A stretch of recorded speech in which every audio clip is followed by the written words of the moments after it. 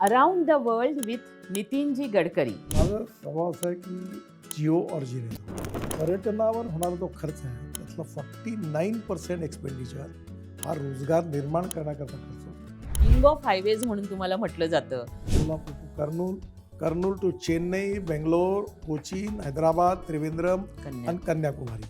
म्हणजे काश्मीर टू कन्याकुमारी आता direct highway झाला आणि इंडियन फूड आता जगात आकर्षणाचं केंद्र झालं आहे. त्यांनी मला 11 प्रकारचे भजे खाऊ घातले. मी प्रत्येक तांदूळ बरोबर घेतो, कांदे घेतो, खिचडी, पिठलं, आपलं पापड, ते सांडगे मिरची ते तळून पूर्ण आम्ही स्वयंपाक रात्री करू. मक्याची रोटी आणि सरसू का साग आणि गूळ आणि तूप आणि ते लोणी. हे खाण्यावरचं प्रेम मी अजूनपर्यंत असं कधी पाहिलं नाही. जवळपास तुमच्या ग्रुपमधल्या 50-60 बायका सगळं सोडून बायका जातात नितीन गडकरी. एकदम टिपिकल भारतीय पर्यटक आहात. नॉर्वे सारखा सुंदर अरुणाचल प्रदेश भूतान खूप सुंदर आहे. मला जर्मनी आवडलं, स्वित्झर्लंड खूप चांगला आहे, ऑस्ट्रिया खूप चांगला आहे. हेलिकॉप्टरने ती आपली सीमा आहे तिकडली त्या सगळ्या हिमालयाचा वरतून छान बघितला. या सगळ्याचा आनंद घेत असताना माणसाला त्याचा सुखांक वाढतो. त्या बाजूला सोनिया गांधी राहतात, पलीकडे मनमोहन सिंग राहायचे. इथे 20-25 मोर ते त्यांच्या घरून उडतात, माझ्या घरी येतात. त्यांना राजकारण माहिती. सत्ता, संपत्ती, सौंदर्य आणि नॉलेज हे नश्वर आहे. या 5 वर्षामध्ये त्यांच्या इतकं नाही, त्यांच्या जवळपास पोहोचणारं टुरिझम आणि व्यवस्था नक्की. गुजरातनं जे पर्यटनाला निघता तुम्ही तेव्हा कोणाचा विटो चालतो?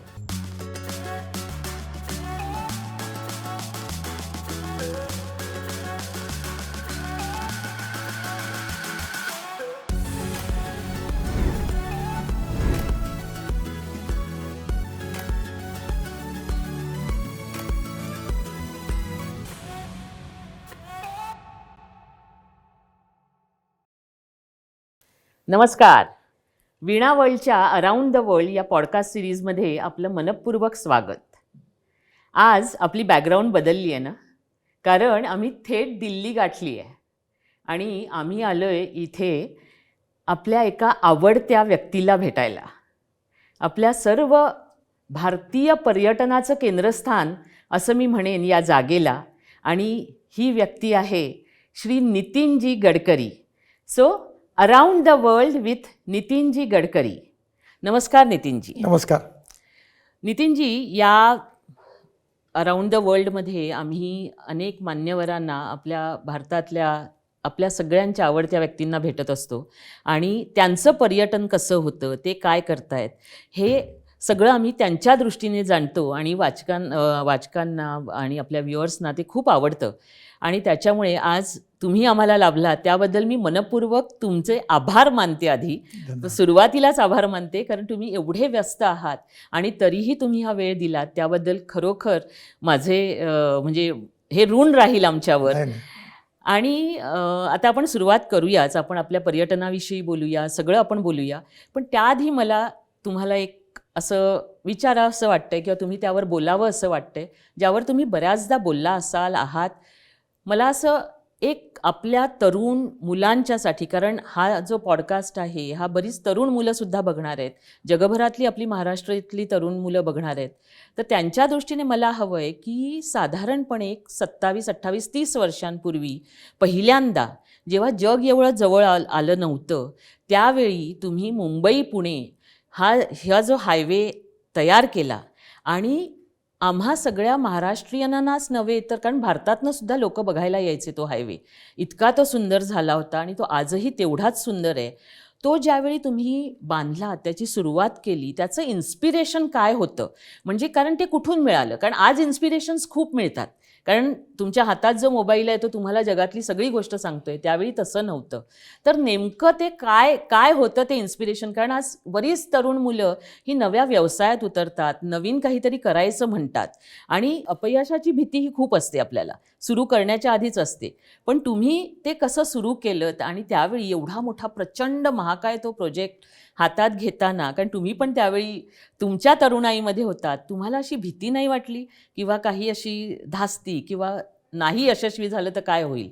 काय होती ती प्रेरणा? असं होतं की मिळाली? खरं म्हणजे मी लहानपणे माझी एक बहीण पुण्याला राहायची आणि एक मुंबईला राहायची. हं. आणि मी मुंबईला आलो की पुण्याला जायचो. आणि जेव्हा मुंबईवरून पुण्याला जायचो तो खंडाळा घाटामध्ये कुठेतरी टँकर उलटला की 8-8 तास, तुम्हाला आठवेल त्याप्रमाणे ट्रॅफिक बंद राहायचा. हो. आणि मग लोकांची एवढी गैरसोय, प्यायला पाणी नाही, काही नाही, हॉटेल्स नाही, रेस्टॉरंट नाही. त्यावेळी लोणावळा खंडाळ्यातला तो जुना रस्ता होता हो. त्या काळात. त्याच्या एवढ्या स्मृती आहे की इतका लोकांना त्रास व्हायचा. आणि तेव्हा लोक असं नेहमी म्हणायचे की याच्यावर काही उपाय कधी निघणार नाही का. हं. त्यानंतर मी माझ्या वयाच्या 32व्या वर्षी म्हणजे 95 साली मी आमदार बनलो.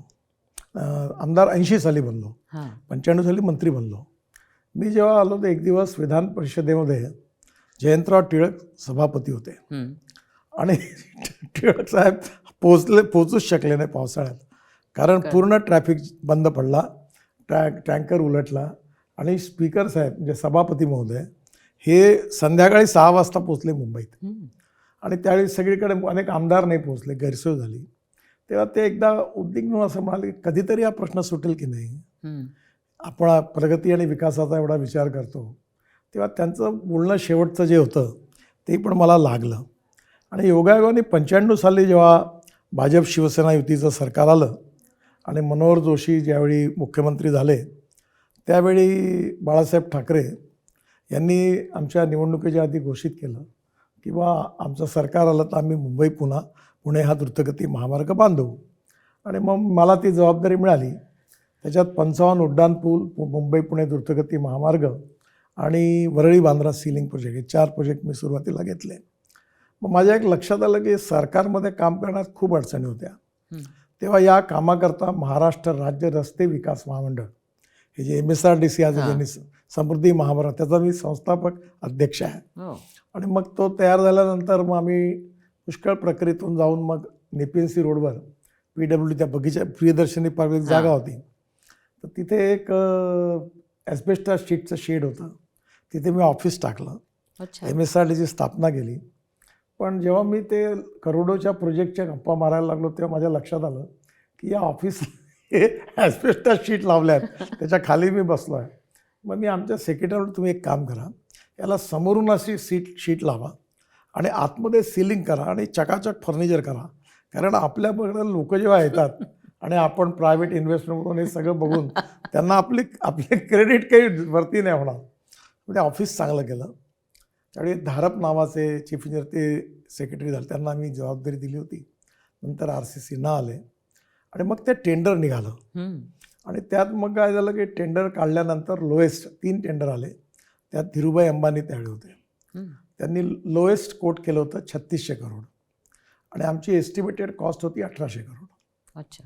तर मग त्याच्यावर पुष्कळ वादविवाद झाल्यानंतर मग मी अर्थात सगळ्यांनी म्हटलं की जे नियमाप्रमाणे लोएस्ट आहे त्यांना देऊन टाका. मी म्हटलं हे जरा किंमत जास्त आहे. मग आम्ही निगोशिएट करायचं ठरवून त्यांना असं म्हटलं की आम्ही 2000 कोटी रुपयापर्यंत जर तुम्ही केलं तर आम्ही देऊ. ते म्हणाले शक्य नाही, आम्ही नाही करू शकणार. मग मी म्हटलं रिजेक्ट करा. आणि मग मी गोपीनाथ मुंडे उपमुख्यमंत्री होते आणि मनोहर जोशी मुख्यमंत्री होते. मी दोघं असताना त्यांना भेटलो. मी म्हटलं तुम्ही मला जर संधी दिली तर आपण एकदा प्रायव्हेट कॉर्पोरेशन तयार करू आपलं PWचं, आणि आपल्याजवळ पैसे नाही आहेत, मी मार्केटमधून पैसे उभा करेन आणि आपण हा रोड बांधू आणि मला विश्वास आहे आपण हा कमी पैशात बांधू. मनोहर जोशींचा माझ्यावर प्रेम होता, मुंडेंचा माझ्याबद्दल विश्वास होता. वा. की त्यांनी म्हणाले की नितीन तू म्हणतो पण हे शक्य आहे का. आणि त्यावेळी रिलायन्स आणि धीरूभाई अंबानींचं प्रस्थ लक्षात घेता त्यांना तू रिजेक्ट करायचं म्हणतोय. मी म्हटलं आपण 3600 कोटीला आपल्यावर टीका होईल, आपण अडचणीत येऊ.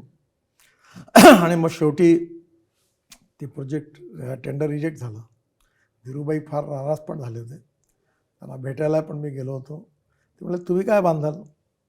आणि मला ते अनिल आणि मुकेश अंबानी त्यावेळी चैनी नावाचे त्यावेळी रिलायन्समध्ये व्हाईस प्रेसिडेंट मला घेऊन गेले होते मेकर चेंबरमध्ये. मला अजूनही ती भेट दुपारी 12-1 वाजता ते मला असं बोलता म्हणाले कि आप क्या बना पाओगे, पैसे कहाँ से लाओगे, ये होगा नहीं कुछ. मी हळूच म्हणलो त्यांना म्हणालो कि मैं अगर ये नहीं बना पाऊंगा तो ये मुझी मैं काट दूंगा, पर मैंने बनाया तो आप क्या हारोगे. तर ते हसले. त्यामुळे तुम नहीं बना पाओगे असं म्हणून ती मीटिंग संपली.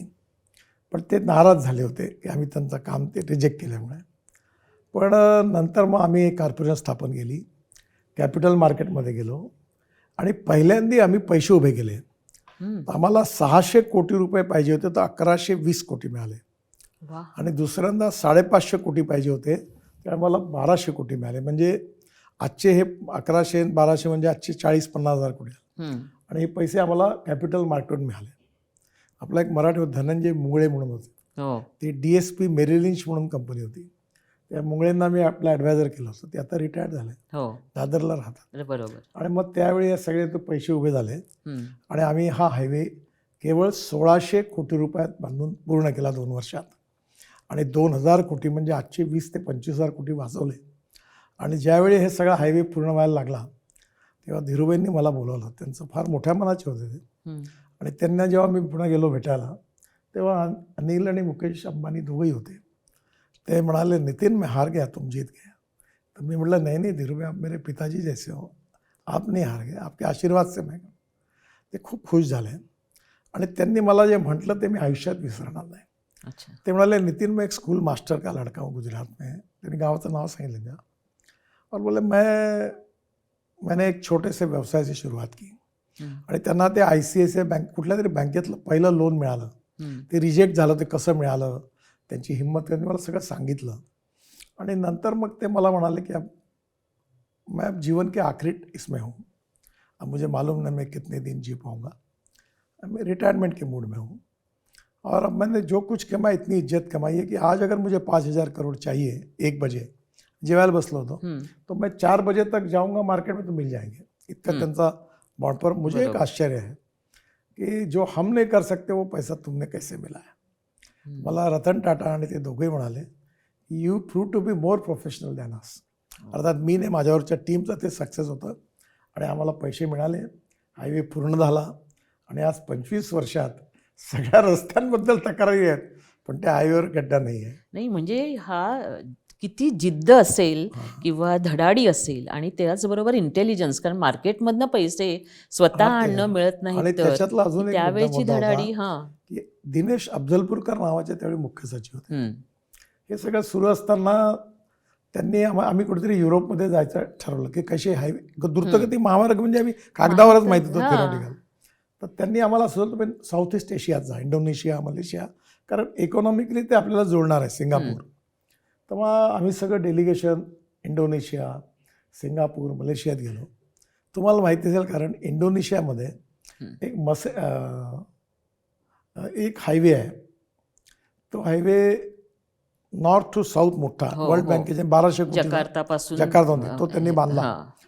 तर ते जसामारा म्हणून त्यांची कॉर्पोरेशन, त्या जसामाराने मला प्रेरणा दिली. आणि जसामाराचं मॉडेल म्हणून MSRDC तयार झाली. आणि त्याच्यानंतर ती प्रेरणा घेऊन आम्ही आलो, तिथले हायवे बघितले.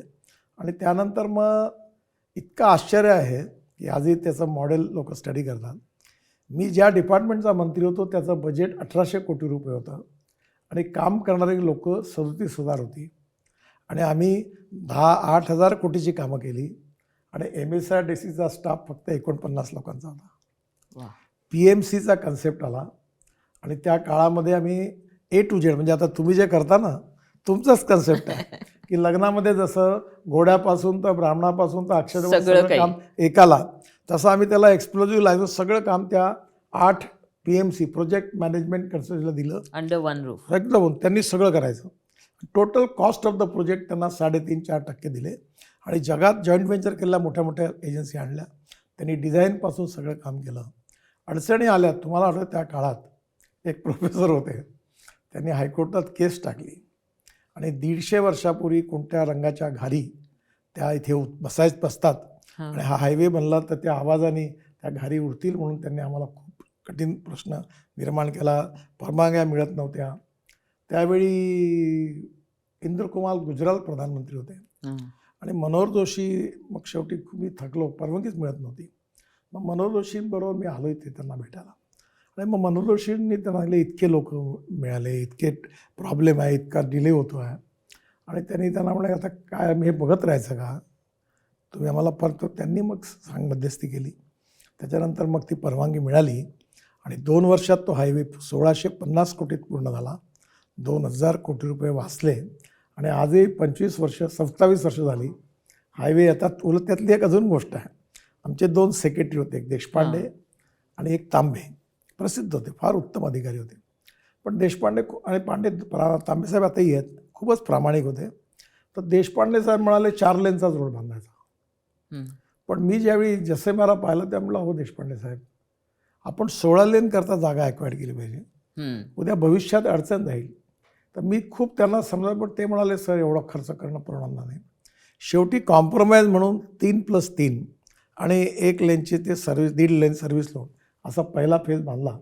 आणि आता मला लक्षात आलं की तो लहान आहे आणि मग आता त्याच्या उरलेल्या जागेत एक्सपान्शन सुरू आहे. पण तुम्हाला आता आनंदाची गोष्ट सांगतो आहे की JNPT-पासून अटल ब्रिज म्हणून उतरून JNPT-कडे गेला. तिथून मग मी आता नवीन मुंबई बेंगलोर रस्ता बांधतो आहे, हायवे. तो जो मुंबई ते पुणे 1.5 तासात तिथून, आणि तिथून बंगलोर 4.5 तासात, म्हणजे मुंबई ते बंगलोर 6 तासात होईल. आणि आता हा लोन बांधतो आहे, हा 40 लेनचा बांधतो आहे. एअरलाईन्स तुमच्यावर नाराज होतील. हा, मी तुम्हाला त्यावेळी गंमत सांगतो. त्यावेळी पुण्यावरून मुंबईला जेट एअरवेजच्या 8 फ्लाईट्स यायच्या. आणि हा हायवे ज्या दिवशी सुरू झाला त्यानंतर 3 महिन्याच्या आत मुंबई पुणे फ्लाईट्स बंद झाल्या. आताही मुंबई पुणे कुठलीही फ्लाईट नाही.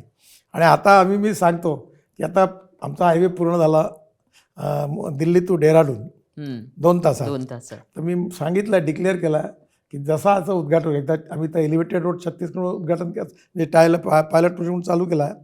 तर आता 2-1.5 महिन्यात डेहराडूनच्या फ्लाईट्स बंद होतील, जयपूरच्या फ्लाईट्स बंद होतील आणि हळूहळू लोक बसनीच जातील, त्यामुळे कारने जातील. नाही, आणि हे ॲक्च्युली घडणं सुद्धा गरजेचं आहे. कारण भारत रस्त्यांवरून बघणं हे, ह्याच्यात जी मजा आहे ती विमानात मिळत नाही. आणि मला असं वाटतं, म्हणजे मी मगाशी म्हटलं की पर्यटनाच्या केंद्रस्थानी तुम्ही आहात, पर्यटन मंत्री म्हणून नव्हे तर आज सगळ्या भारतीयांचं लाईफ जे तुम्ही सुसह्य केलं आहे. रोडवरनं जाणं म्हणजे तो प्रवास असा झाला की आधी आपण रोडवरनं जायचो, मग ट्रेनने जायला लागलो, ट्रेनवरनं विमानाने जायला लागलो. पण तुम्ही हा प्रवास आता परत उलटा घडवताय, विमानावरनं. म्हणजे लोकांना जी एक प्रतिष्ठा वाटायची इथून तिथे तिथून तिथे, म्हणजे ट्रेनमध्ये सुद्धा बघा ना, फर्स्ट क्लास, सेकंड क्लास असं होतं, नंतर सेकंड AC झालं, नंतर विमानात जायला लागलो आपण. आता लोकांना विमानातनं ट्रेनकडे यायला आणि ट्रेनकडनं पुन्हा रस्त्यावर यायला प्रतिष्ठा वाटायला लागली आहे की आम्ही रोडवेज केलं, आणि त्याला कारण तुम्ही आहात. याच्यातलं मी तर माझ्यापर्यंत केलं, पण एक गोष्टच तुम्हाला चांगली सांगतो. American president John F. Kennedy यांचं वाक्य मी त्यावेळी महाराष्ट्रात माझ्या ऑफिसमध्ये लिहून ठेवलं होतं. आणि ते नेहमी, American roads are not good because America is rich, America is rich because American roads are good. आणि तुम्ही जे काम करता पर्यटनाचं, हे सगळ्यात महत्त्वाचं काम आहे देशाच्या विकासातलं. याचं कारण पर्यटनावर होणारा जो खर्च आहे त्यातला 49% एक्सपेंडिचर हा रोजगार निर्माण करण्याकरता खर्च होतो. तुम्ही एवढे रोजगार जे निर्माण होतात, त्याच्यामुळे आता आम्ही 4 धाम बांधला, बद्रीनाथ केदारनाथचा. हो, तुम्हाला आश्चर्य वाटेल, मी आता ते रोपवे बांधतो आहे केदारनाथला. 5,000 कोटीचा रोपवे आहे. तुम्ही इमॅजिन कराल, आम्ही टेंडर काढलं तर 5,000 कोटी जो कॉन्ट्रॅक्टर आहे तोच टाकणार आहे, आणि रोपवे करण्याचा 800 कोटी रुपये आम्हाला दरवर्षी रॉयल्टी देणार आहे. म्हणजे ते रोपवे बांधून आम्हाला 800 कोटी मिळणार. आणि आज तिथे आता लायसन्स राज सुरू झालं. म्हणजे बद्रीनाथ केदारनाथ गंगोत्री यमुनोत्रीला आता प्रॉब्लेम आहे, एवढे लोक जायला लागले. मला योगीजी म्हणाले की आमच्या कुंभचे प्रश्न जे आहेत ते नितीनजी तुमच्यामुळे झाले. तर मी म्हटलं माझ्यामुळे कसे झाले? ते म्हणाले करोडो गाड्या दक्षिणेतून, म्हणजे आंध्र, कर्नाटक, केरळमधून लोक आपल्या गाड्या घेऊन सरळ रोडनी यायला लागले. करोडो गाड्या ज्या आल्यात, त्या गाड्यांचं पार्किंग, त्याची व्यवस्था, इतकं मोठं कुंभ झाला की आता नाशिकच्या कुंभची आम्ही योजना तयार करतो आहे. आता उज्जैन आणि नाशिकमध्ये, तर आता आम्ही सगळे किती जे एक्सपेक्टेड होते त्याच्यात दुप्पट ते 2.5 लोक आता गाड्याने येणार, कारण रोड झाले. बरोबर. आणि रोड झाले म्हणून restaurant, hotels, buses, car, petrol pump, छोट्या छोट्या जागा, या सगळ्या ठिकाणी पर्यटनामुळे आता लोकांना रोजगार निर्माण होणार आणि आपली इकॉनॉमी पण चांगली होणार. अगदी बरोबर. आणि हा जो प्रवास आहे किंवा हे तुम्ही जेव्हा बघता सगळं की आज कुटुंबच्या कुटुंब त्या रस्त्यांनी त्या सुंदर रस्त्यांवरनं प्रवास करतायत, पर्यटन करतायत. युरोपमध्ये जी एक रोड ट्रॅव्हल ही एक संकल्पना आहे ती आपल्या भारतात रुजू व्हायला लागली आहे. म्हणजे पूर्वी तुम्ही जे मगाशी जे म्हणालात की मुंबई पुणे हा जो जुना रस्ता होता त्याला डिवायडर पण नव्हता अनेक ठिकाणी आणि भीती वाटायची, असं ॲक्सिडेंट्स व्हायचे, लोकांचे टँकर हां, उलटायचे अशासारखे. उलटायचे आणि त्याच्यामुळे हे नुसतं पर्यटन सुलभ बनवणं नाही तर लोकांचं आयुष्यसुद्धा पण त्यामुळे आता अजून वाचलेलं. तुम्हाला आनंदाची गोष्ट, हां. तुम्ही बसल्या असताना हं. मी एका फाईलवर सही केली. अच्छा तो ही सही म्हणजे बस कोडवर सही केली. अच्छा आता याच्यानंतर जे हातोड्या घेऊन ज्या बसेसच्या बॉड्या बांधतात हां ते आता बंद होईल. अच्छा आता OEM जे आहेत मॅन्युफॅक्चर तेच बस बॉड्या बनवतील ओके आणि त्याच्यात सगळ्या सुरक्षेची काळजी घेतली जाईल आणि त्यात इतक्या सुंदर बसेस तयार होतील भारतात, ज्या खूप तुम्ही गरजेचं आहे. म्हणजे जर्मनीमध्ये आणि UK मध्ये किंवा पॅरिसमध्ये बघितल्या हो तशा सुंदर बसेस होतील. आणि तुम्ही आता त्यात इलेक्ट्रिकही आला आहे फ्लॅशचे, त्यामुळे डिझेलपेक्षा स्वस्त होईल खूप. हं. आणि तुम्ही आता टुरिझम लोक असे झोपून एक्झिक्युटिव्ह चेअरवर तुमच्यासारख्या आपल्या स्वतःच्या बसेस हो. घेऊन तुम्ही आता भारताचा पूर्ण हे करू शकाल. नाही काश्मीर आणि to आम्हाला कन्याकुमारी. तसं करायचंय कारण आमच्याकडे म्हणजे मी तुम्हीच हे तुम्हाला जे एक खूप म्हणता चांगली योजना हां. सांगतो हं. जी पर्यटनाकरता चांगली आहे. तुम्हाला हे सगळं पाठ आहे हां. की माझ्या तुम्ही इथून मनालीला गेलात, हं. मनालीवरून रोहतांग पास जायला 3.5 तास लागायचे. आता अटल टनेल बनली आहे, 8 मिनिटात जातो आपण. लोक माहितीये अक्षरशः दुवा देतात त्याच्यासाठी कारण तो प्रवास आम्ही केलाय आता मी पूर्वी. पलीकडे सांगतो तुम्हाला, तर तिथून बाहेर निघाले हां. की तुम्ही लद्दाख लेहपर्यंत आम्ही 7-8 टनेल आणि रोड बांधतोय. लद्दाख लेहला आले की तिथून पुढे श्रीनगरकडे जायला जोजिला टनेल, आशियातली सगळ्यात मोठी कारगिलच्या खाली, हो ती बांधतोय. तो रस्ता पूर्ण जवळपास पूर्ण होत आला. तिथून आलो की झेडमर टनेल, जिला सोनबर्ग म्हणतो आम्ही, सोनमर ती बांधणार. तिथून श्रीनगरला आल्यावर मी 36 टनेल बांधतोय जम्मू ते श्रीनगरमध्ये. त्यातल्या आता 24 पूर्ण झाल्या. 400वर काम सुरू आहे, काही आम्ही करणार. म्हणजे 2.5 ते 3 तासात जम्मू श्रीनगर होणार. तिथून तुम्ही कटऱ्याच्या आधीच हं. कटरा दिल्ली हायवेवर येणार. अच्छा म्हणजे तिथून अमृतसर, म्हणजे दिल्ली अमृतसर 4 घंटा, अमृतसर ते श्रीनगर हे 2.5 ते 3 तासात. हं. आणि तिथून तुम्ही याला आल्यात दिल्लीला की दिल्लीवरून दिल्ली मुंबई हायवेला जोडले की सुरतला जाणार. हं. आणि सुरतवरून आपल्याला जर मुंबई आपल्याला दक्षिणेत जायचं असेल तर आपल्याला कोल्हापूर, सोलापूर, मुंबई, पुण्याचं जायचं आता गरज नाही. हं. आता आम्ही सुरत नंतर हं. एक नवीन हायवे बनतोय, Surat to Nashik, okay Nashik to Ahmednagar, Ahmednagar to Solapur, Solapur to Kurnool, Kurnool to Chennai, Bangalore, Cochin, Hyderabad, Trivandrum आणि कन्या कन्याकुमारी. म्हणजे काश्मीर टू कन्याकुमारी आता डायरेक्ट हायवे झाला. त्यामुळे तुम्ही स्लीपर कोच झोपून लोकांना तुम्ही आता वा वा. रेल्वे आणि विमानं न करता आणि इलेक्ट्रिक बस घेऊन हां तुम्ही जर सुरू केलं तर तुमचा जो खर्च आहे तोही कमी होईल आणि लोकांना प्रत्येक ठिकाणी उतरणं, प्रत्येक गाव बघणं, प्रत्येक नाही, आणि ठिकाणच्या खरा foodचा आनंद भारत बघून होईल. घेता. खरा भारत बघून होईल तर तुमचे उपकार तर आहेतच नाही, मग- आणि आता ज्या नवीन योजना तुम्ही सांगताय त्यामुळे ते खरंच हे म्हणजे 2 उपकार वर्षात, होणार आहेत. 1.5-2 वर्षात होऊन जाईल. हां मला एक दिवस फोन आला. मी त्यांना म्हटलं की अरे लेहवरनं तुम्ही पँगॉंगला जा, एक 7-8 तास लागतील जरी रस्ता. तो म्हणाला ताई तुम्ही कुठच्या जमान्यात आहात? अहो आता आपण लेहहून सगळे रस्ते इतके छान झालेत की आपल्याला जो तुम्ही असताना जे पूर्वी जो वेळ लागायचा तो आत्ता लागत नाही आहे. सो हे उपकार आहेत आमच्यासारख्या पर्यटन संस्थांवर तसंच पर्यटकांवर कारण आज त्यांचा किती वेळ वाचला मला सांगा. पहिली गोष्ट जे उपकार नाही आहे हां हे आधीच व्हायला पाहिजे होतं, खरं म्हणजे उशीर झाला. आणि झालं असेल तर ते मला वाटतं आमचं सरकार म्हणून कर्तव्य आहे आणि यापेक्षा जास्त चांगलं झालं पाहिजे या देशात. तेव्हाच हा देश विश्वगुरू बनेल, जागतिक लेवलला पर्यटक येतील, रोजगार निर्माण होईल, इकॉनॉमिक ग्रोथ होईल आणि सगळ्या पर कॅपिटल इन्कम वाढेल. आणि खरोखर हा जो मागासलेला भाग आहे लडाख, लेह, हॉटेल, रेस्टॉरंट्स होतील, तिथे खूप रोजगार तयार होईल. एक आणि मी अजून पर्यटक एक केलं 8 आहे जणांना काम देतो असं म्हणतात. तुम्ही अजून एक याच्यात इंटरेस्ट घ्या. मी 670 हं. रोड साईड ॲम्युनिटीज बांधतोय ओ. आणि आता आमचे टेंडर निघतात आहेत. हां तुम्हाला तुमच्यासारख्यांना विनंती आहे की तुमच्या मार्फत टुरिझममध्ये क्षेत्रात तर माझी इच्छा काय आहे की मुंबईच्या जवळ जेव्हा आमचं असेल तेव्हा आपला वडापाव मिळाला पाहिजे. राजस्थानमधलं तिथलं फूड, मध्य प्रदेश तिथलं फूड. तर मी आता या याच्यामध्ये तिथलं हँडलूम, हँडीक्राफ्ट्स म्हणजे तिथे देखील उतरताना अर्धा तास आराम करताना उत्तम रेस्टॉरंट, उत्तम चांगले त्या भागातलं हँडलूम हँडीक्राफ्ट खरेदी, तिथल्या लोकांनाही पण सगळ्या गोष्टीची माहिती मिळाली पाहिजे. विविध प्रकारचे ज्यूस असतील त्याची विशेषतः. आता तुम्ही दिल्ली टू देहराडून जाल जुन्या आमच्या रस्ते, तोही छान झाला. या मुझफ्फरनगर जवळ एक शिकंजी मिळते थंडाई, ती एवढी प्रसिद्ध आहे की लोक तिथे थंडाई खायला सांगतात. तर अशा प्रत्येक याचं जे वैशिष्ट्य आहे की त्या ठिकाणी कुठे एखाद्या ठिकाणी साऊथ इंडियामध्ये मैसूर ते बेंगलोर आम्ही हायवे बांधला, तिथे कर्ड राईस आणि मसाला डोसा आणि बिसेबेली भात एक रेस्टॉरंट माझ्या, मी तिथे गेल्यावर मी कधी पण तिथे आता पहिले 3.5 तास लागायचे मैसूर बेंगलोर, 1.5 तासात, एक तासात. तर ते इतकं त्या भागाचं फूड एन्जॉय करणं, तिथली संस्कृती बघणं, थोडा वेळ फिरणं तिथे. तुम्हाला आता सांगतो एक्झॅक्टली शोलेचा जो शूटिंग होतं ना रामगड, ते एक्झॅक्टली त्या रामगडचा पहाड आणि आमचा रोड आहे जवळ.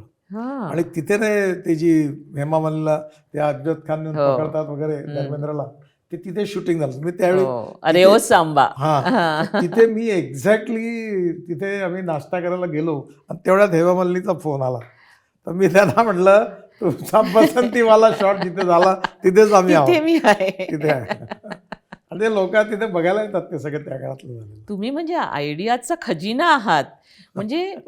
म्हणजे असं मला दिसतंय की 30 वर्षांपूर्वीचा आपला मुंबई पुणे हायवे, नॉर्मली बऱ्याचदा असं होतं हिंदी सिनेमांच्या बाबतीत की 1 हिट फिल्म देतात ते हिरो आणि नंतर काळाच्या पडद्याआड जातात. तुम्ही जवळजवळ 30 वर्ष मुंबई पुणे हायवे नंतर आज तुमची गाडी थांबतच नाही. आज तुम्ही किंग ऑफ हायवेज म्हणून तुम्हाला म्हटलं जातं. हे सतत, कारण यशाचं काय आहे की यश पहिल्यांदा मिळणं कठीण असतं, मिळालं तर ते पचवणं कठीण असतं, पचवलं तर ते टिकवणं कठीण असतं. तुम्ही गेली 30 वर्ष हे सतत आणि ते वाढतच चाललंय. सांगू का, हे कसं होतंय? आम्हाला पाहिजे ही प्रेरणा. नाही, पैसे पडले आहेत, खर्च होत नाही.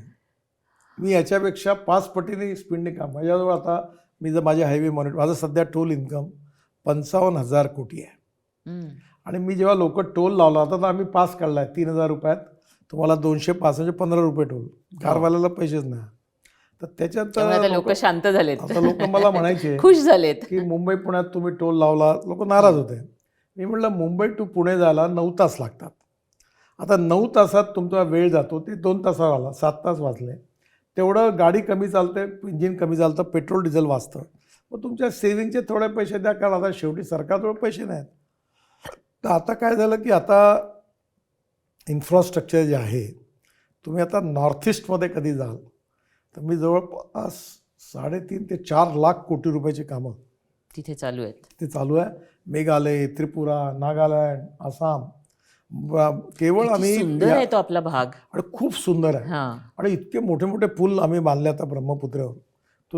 तुम्ही आता तिकडे कधी पण भरपूर टुरिझम, अरुणाचल प्रदेश म्हणजे तुम्हाला सांगतो, जे आम्ही नॉर्वेला गेलो होतो, नॉर्वे सारखा सुंदर अरुणाचल प्रदेशमध्ये आहे, खूपच सुंदर.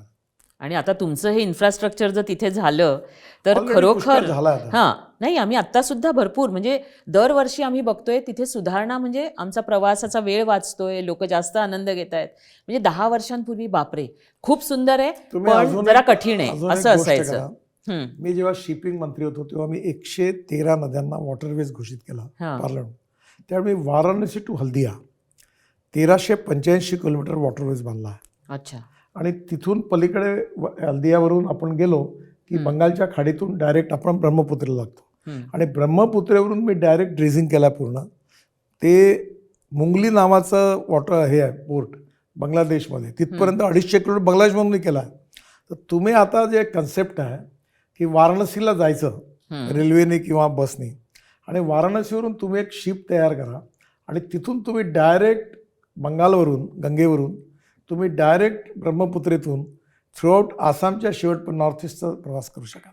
वाव. आता वॉटरवेज केवढी मोठी शक्ती आहे आपली ही. कारण मला कधी कधी वाईट वाटतं, आपल्या देशातून दरवर्षी 4.5 ते 5 लाख लोक इथून सिंगापूरला जातात, तिथे क्रूज पकडतात.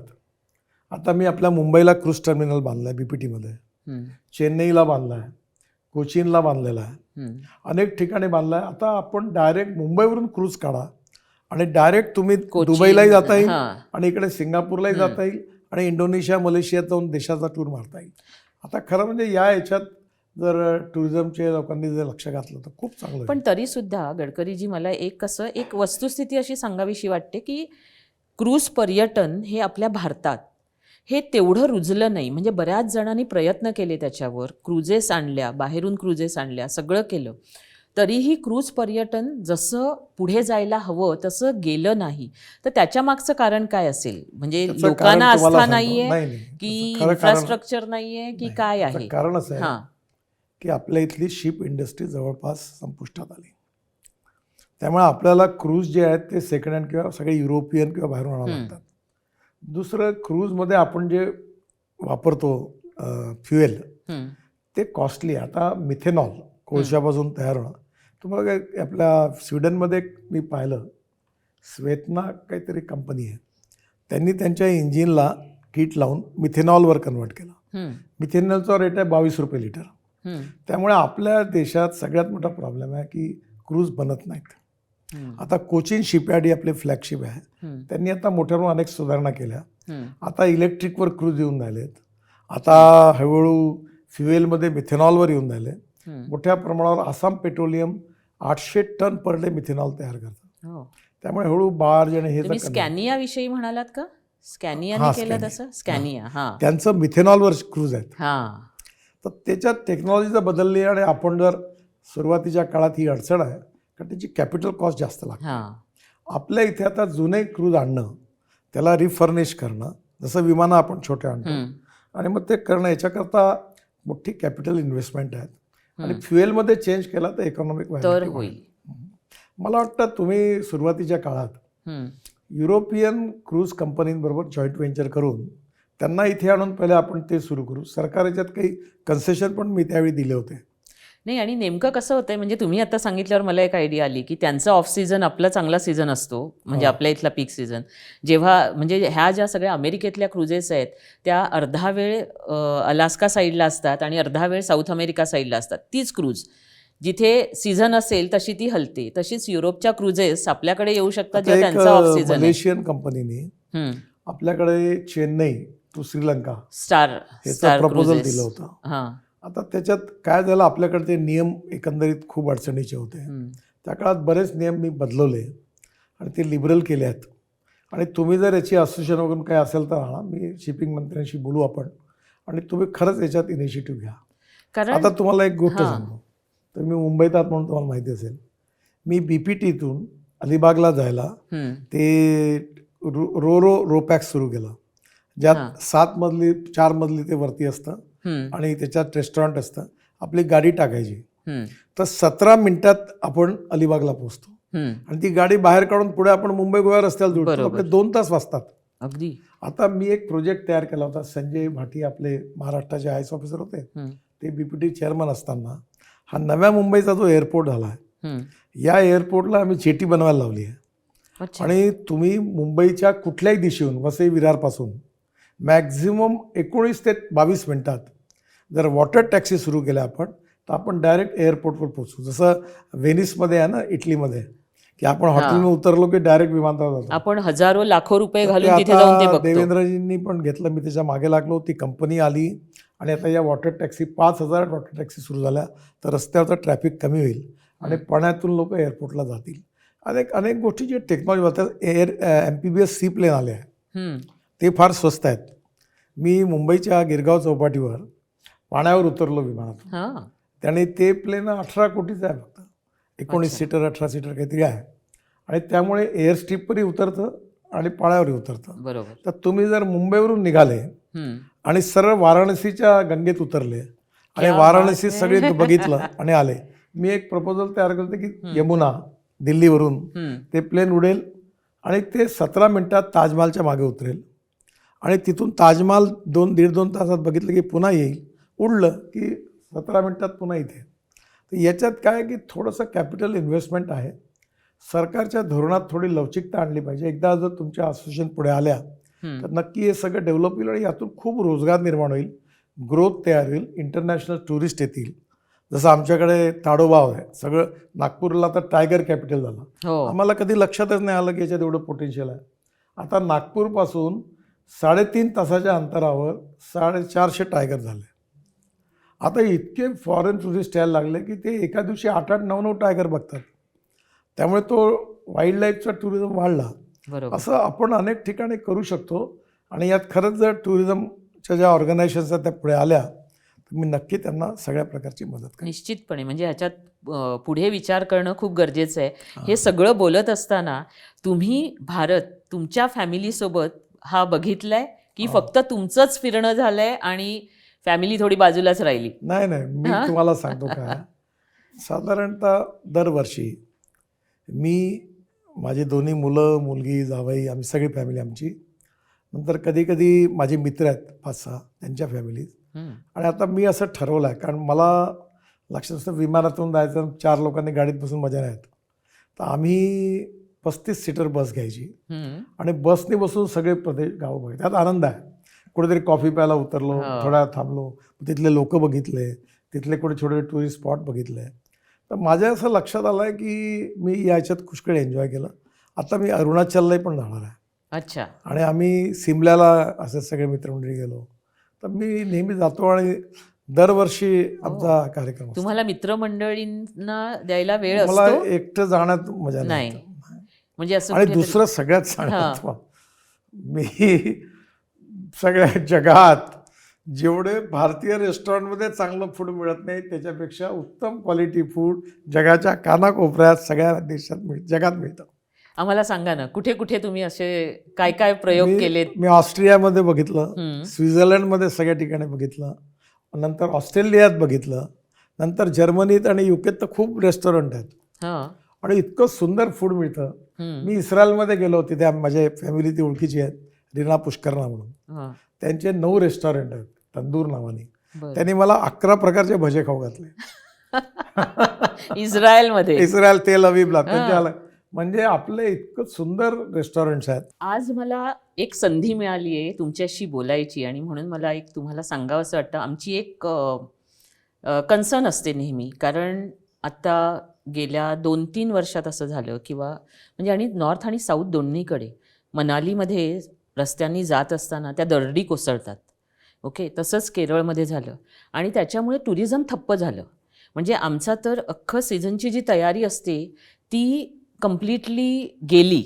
म्हणजे आमचीच नाही तर तिथले जे लोक त्या सीझनकडे बघत असतात त्यांचा रोजगार थांबला. सो हे जे आहे, ह्या दरडी कोसळणं काय किंवा त्याच्यामुळे टुरिझम ठप्प होणं, संपूर्ण एकूणच सगळा व्यवहार थांबणं, ह्याच्यासाठी आपण काय, म्हणजे तुमच्या काय योजना आहेत आणि कसं, म्हणजे ज्याने टुरिझम असं थांबणार नाही, ते अव्याहतपणे सुरू राहील, तर अशा काही योजना? पहिली गोष्ट, तुम्ही म्हणता मुद्दा एकदम बरोबर आहे.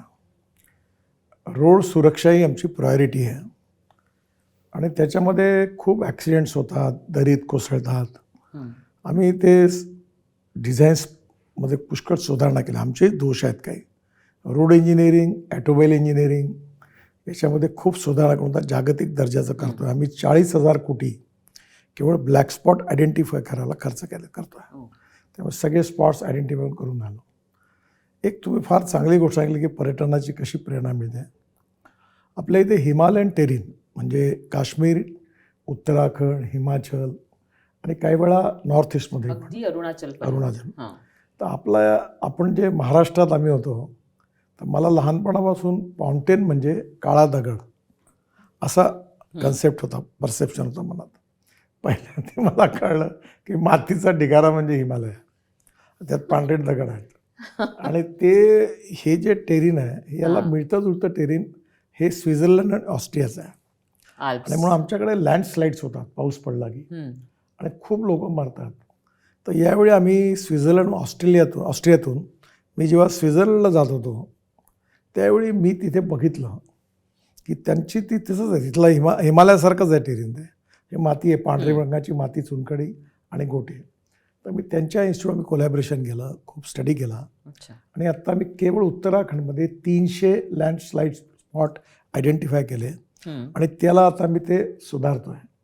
असंच काश्मीरमध्येही करतो आहे, हिमाचलमध्येही करतो आहे आणि याच्यामुळे ते कोसळणार नाही. तर आता जिथे आम्ही हे केलं तिथे कोसळलं. दुसरं काय झालं की आमच्याकडे परिस्थिती अशी आहे की नदी जिथून वाहते तिथे गाव बसले आहेत. बरोबर. आणि तुम्ही जसं मनालीला जाल हम्म. तर आपण ज्या ते जे एअरपोर्ट आहे तिथून मनालीला निघतो तर तिथे मध्ये नदी आहे, गुंतरवड. दोन्ही बाजूला तिथे दोन्ही बाजूला रोड आहे. मी आत्ता 2,500 कोटी खर्च करून रोड बांधला, सगळा कोलॅप्स झाला. आणि त्याच्यात काय झालं की इतकं नदीला पूर आला एकीकडे आणि वरती पाऊस वरत ते कोसळलं, लँडस्लाईड झाल्या. त्यामुळे आता आम्ही जे मॅक्झिमम ठिकाणी टनेल बांधतो आहे. ओके. दुसरी गोष्ट, आम्ही या लँडस्लाईड रोखण्याकरता स्वित्झर्लंड आणि टेक्नॉलॉजीचा उपयोग करून तेव्हा अशा जाळ्या लावून ते प्रत्येक ठिकाणी रांगून ते कोसळणार नाही, किंवा जिथे पहाड आहे तिथे असं दगडाचं हे करून भिंत बांधणं कॉन्क्रीटची, काही ठिकाणी असं कव्हर केलं. तर आम्ही आता एक टेक्निकल डिव्हिजन केलं आहे. केवळ उत्तराखंडमध्ये 300 स्पॉट्सवर आम्ही काम करतो आहे. ओके. जवळपास 200-250 पूर्ण झालेत. कारण तिथले रस्ते तर खूप छान झाले. त्यामुळे आता काय की रोड सेफ्टीमध्ये ब्लॅक स्पॉट आयडेंटिफाय करून ते सुधारतो आहे. दुसरीकडे आम्ही हे जे लँडस्लाईड्स होतात, बादल फाटणं किंवा ह्याच्यात आता काही अलाइनमेंट आम्ही बदलू शकत नाही, कारण गावच त्या रस्त्यात आहेत. जोशीमठ पहाडावर बसला बरं, तिथे काही प्लॅन नाही काही नाही, लोक बसली आहेत, ते पाणी मुरतं आणि ते मातीच आहे ती, ते एवढं घसरतं, ते पुन्हा प्रॉब्लेम येतात.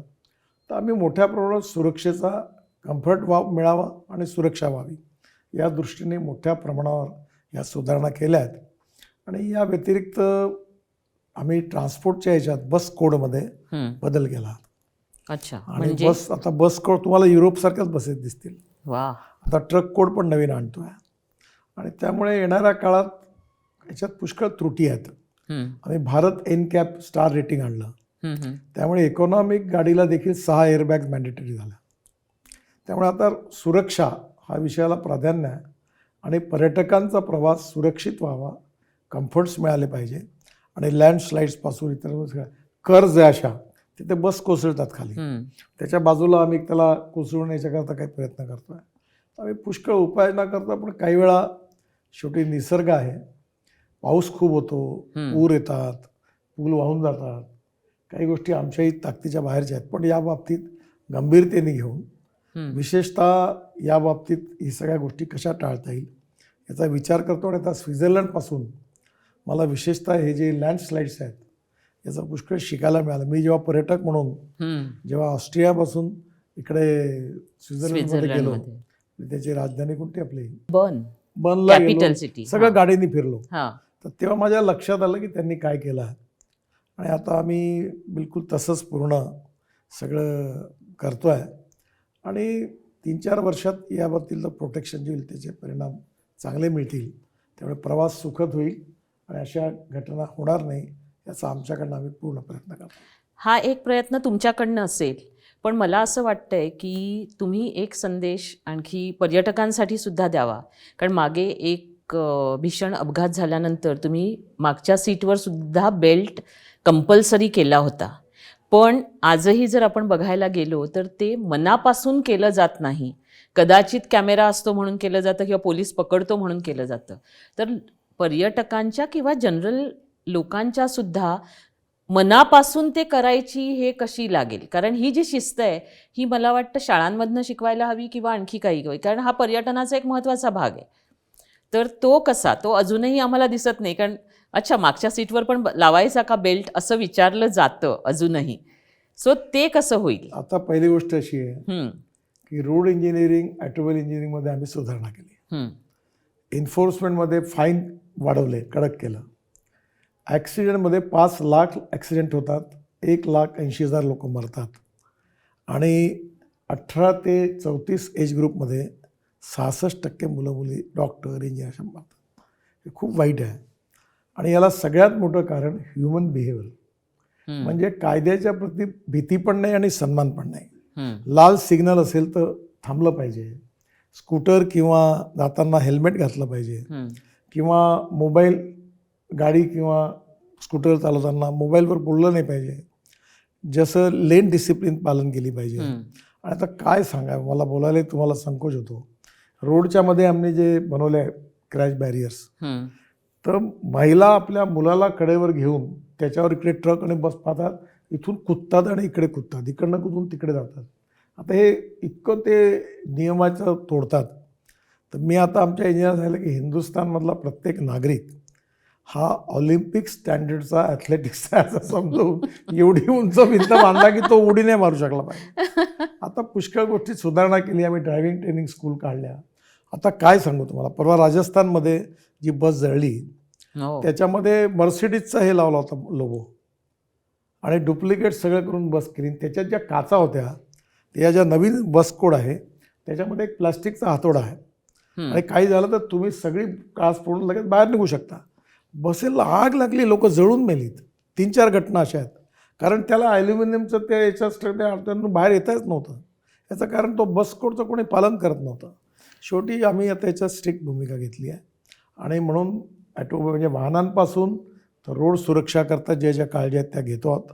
आणि दुसरी गोष्ट, ड्रायव्हरनी किती काळ बस चालवावी. युरोपमध्ये बघा आपली बस असते, तो एका ठिकाणी उतरून जातो, 2 महिने झालो दुसरा ड्रायव्हर येतो. आता हळूहळू आपल्याला याच्यात थोडे 2 पैसे जास्त घ्या, पण माणसाचा जीव महत्त्वाचा आहे. बरोबर. आणि म्हणून आम्ही येणाऱ्या काळात याच्यात खूप सुधारणा करतो आहे. मला हे मान्य करीन मी तुमच्यासमोर की या बाबतीत आम्ही आंतरराष्ट्रीय जे स्टँडर्ड्स आहे, दर्जा आहे, त्याच्याहून खरंच मागे आहोत. आणि या बाबतीत पब्लिकचं सहकार्य आम्हाला मिळालं पाहिजे. आणि दुसरं, आता आम्ही या बस ट्रान्सपोर्ट ज्या टुरिझमच्या बसेस वापरतात त्याच्यावर आता कायदा केला आहे की अशा बसेस जो टुरिझमवाला वापरेल त्याच्यावरही कारवाई करू, ड्रायव्हरवरही कारवाई करू.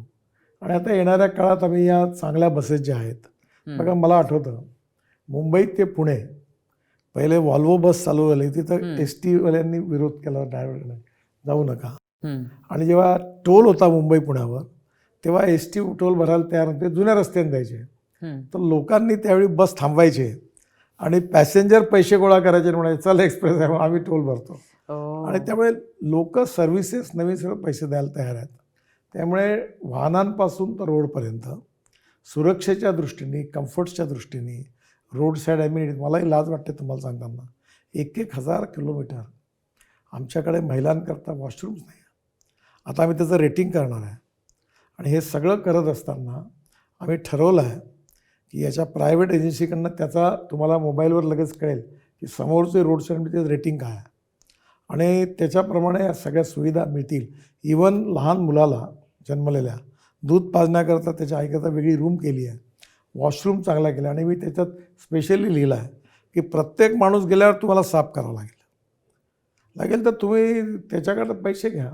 आणि चांगलं जसं युरोपकडे आहे तसे आपण सगळ्या व्यवस्था सुरू करतो. हे अगदी महत्त्वाचं आहे. आपल्याकडचं फॉरेन टुरिस्टचं अरायव्हल्स वाढत नाही आहेत. त्याचं महत्त्वाचं कारण रोड साईड आपल्याकडे ही सुविधा नसणं किंवा सुविधा असली तर ती अस्वच्छ असणं हे आहे. आणि त्याच्यासाठी तुम्हीच पुढाकार घेऊ शकाल. आणि माझी संपूर्ण ह्या पर्यटनाच्या विनंती आहे तुम्हाला की हा जो प्रश्न आहे आणि जो महिलांना खूप जाणवतो. चांगलं आहे, तुम्ही याच्यात आमच्याकडे पुढाकार घ्या. आमच्याकडे 4-5 हजार जागा रोड साईड पडलेल्या आहेत. कुठे 5 एकर आहे, कुठे 4 एकर आहे, 1.5 एकर आहे. त्याला आम्ही हमसफर नाव दिलं आहे. ओके. आणि आम्ही त्याला सांगणार आहे की आम्हाला याच्यातला, मी पहिल्यांदा या पॉलिसीत बदल केला की रोड साईड ॲम्युनिटीज हे पैसा कमवण्याचं साधन नाही. आपण रोडवर टोल घेतो, सेवा आहे, तर त्यांना हे कम्फर्ट्स देणं, हे सर्व्हिस देणं आपलं कर्तव्य आहे. त्यामुळे येणाऱ्या काळामध्ये आम्ही चांगले वॉशरूम, चांगले रेस्टॉरंट्स, चार्जिंग स्टेशन्स, अशा सगळ्या व्यवस्था नीट मिळाव्या. त्या भागातला हँडलूम, हँडीक्राफ्ट, काही ऑर्गॅनिक फ्रूट्स, व्हेजिटेबल तिथे मिळावे. तिथली एखादी विशेषता असेल त्याचे दुकानं असावेत. काय आहे, चुका होतात बघा. मुंबई पुन्हा जेव्हा बांधलं, मी नाव नाही घेत, आमचे एक अधिकारी होते, प्रामाणिक होते ते, त्यावेळी ती जी खंडाळा आणि लोणावळ्याला आपण मुंबईकडनं जातो ना, त्या टनेल क्रॉस केला, तिथे जागा आहे. तेव्हा मी त्यांना म्हटलं की अहो 50-60 एकर जागा घेतली पाहिजे. नाही म्हणे 8-10 एकरात होऊन जाईल.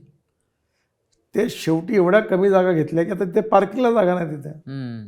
कारण नेहमी विचार जो आहे 25 वर्ष भविष्यातला केला पाहिजे, रोडच्या विड्थमध्ये, बाकीमध्ये. त्यामुळे आता आम्ही येणाऱ्या काळात 60-60 हेक्टर जागा घेतली आहे. तिथे हेलिपॅड करणार आहे. ॲक्सिडेंट झाला तर त्याला घेऊन हेलिकॉप्टरनी त्याला हॉस्पिटलमध्ये नेता येईल आजपर्यंत विचार केलेला आहे. आणि आता या 3-4 वर्षात हे सगळं व्यवस्थित करू. आणि मी जसं म्हटलं की हमसफर आणि याच्यात तुमच्या टुरिस्ट जे कंपनी आहेत ते असेल तर त्यांनी आपले सेंटर घ्यायला त्यांनी पुढे व्हावं. आम्ही त्यांनाही पण द्यायला तयार आहे. आणि त्यांनी याच्यात स्वच्छ ठेवावे, त्यांचा ब्रँड नेम या निमित्ताने त्याला रेप्युटेशन मिळेल आणि त्यांना कमी पण मिळेल. त्यातून वेगवेगळ्या प्रकारचं फूड त्या ठिकाणी मिळेल, काही अम्युजमेंट एंटरटेनमेंटची काही गोष्टी असतील आणि पार्किंग असेल, लँडस्केपिंग करावं, वॉशरूम चांगल्या ठेवाव्या. आणि अशा वेळी एक चांगल्या प्रकारे तिकडे आम्ही एक करणार आहे की या हमसफरमध्ये कारवाल्यांकरता वेगळी आणि धाबा टाईप सिस्टीम ट्रकवाल्यांकरता वेगळी. शेवटी ट्रकवाला इतक्या हा पण वेळा महत्वाचा भाग आहे. दुसरं मी एक केलं आता की मी ट्रकला आता AC केबिन मॅन्डेटरी केली. अच्छा. तुमच्या बसेस करताही केली आहे, नो AC शिवाय नाही. याचं कारण काय की तो जर इतक्या वेळ चालवतो टेम्परेचर तर त्याचं माणूस आहे महत्वाचं. हां, म्हणून त्याला AC कंपल्सरी केला होता. मला पहिले ऑटोमोबाईलवाले म्हणाले याच्यातून खर्च वाढतो, मग किंमत वाढते. म्हटलं काही नाही, तुम्ही त्याचंही म्हणतो 18 तास 22 तास चालवतो, तुम्ही कुठले नियम वेळेचे पाळत नाही, मग तो जर उन्हाळ्यात चालवत तर स्वाभाविक डिस्टर्ब होणार आहे. तो त्याला जे क्लायमेट पाहिजे काम करायला ते तयार पाहिजे. तर ते आम्ही या सगळ्या गोष्टीच्या सुधारणा केल्या आहेत. नाही, खूप महत्त्वाचं आहे.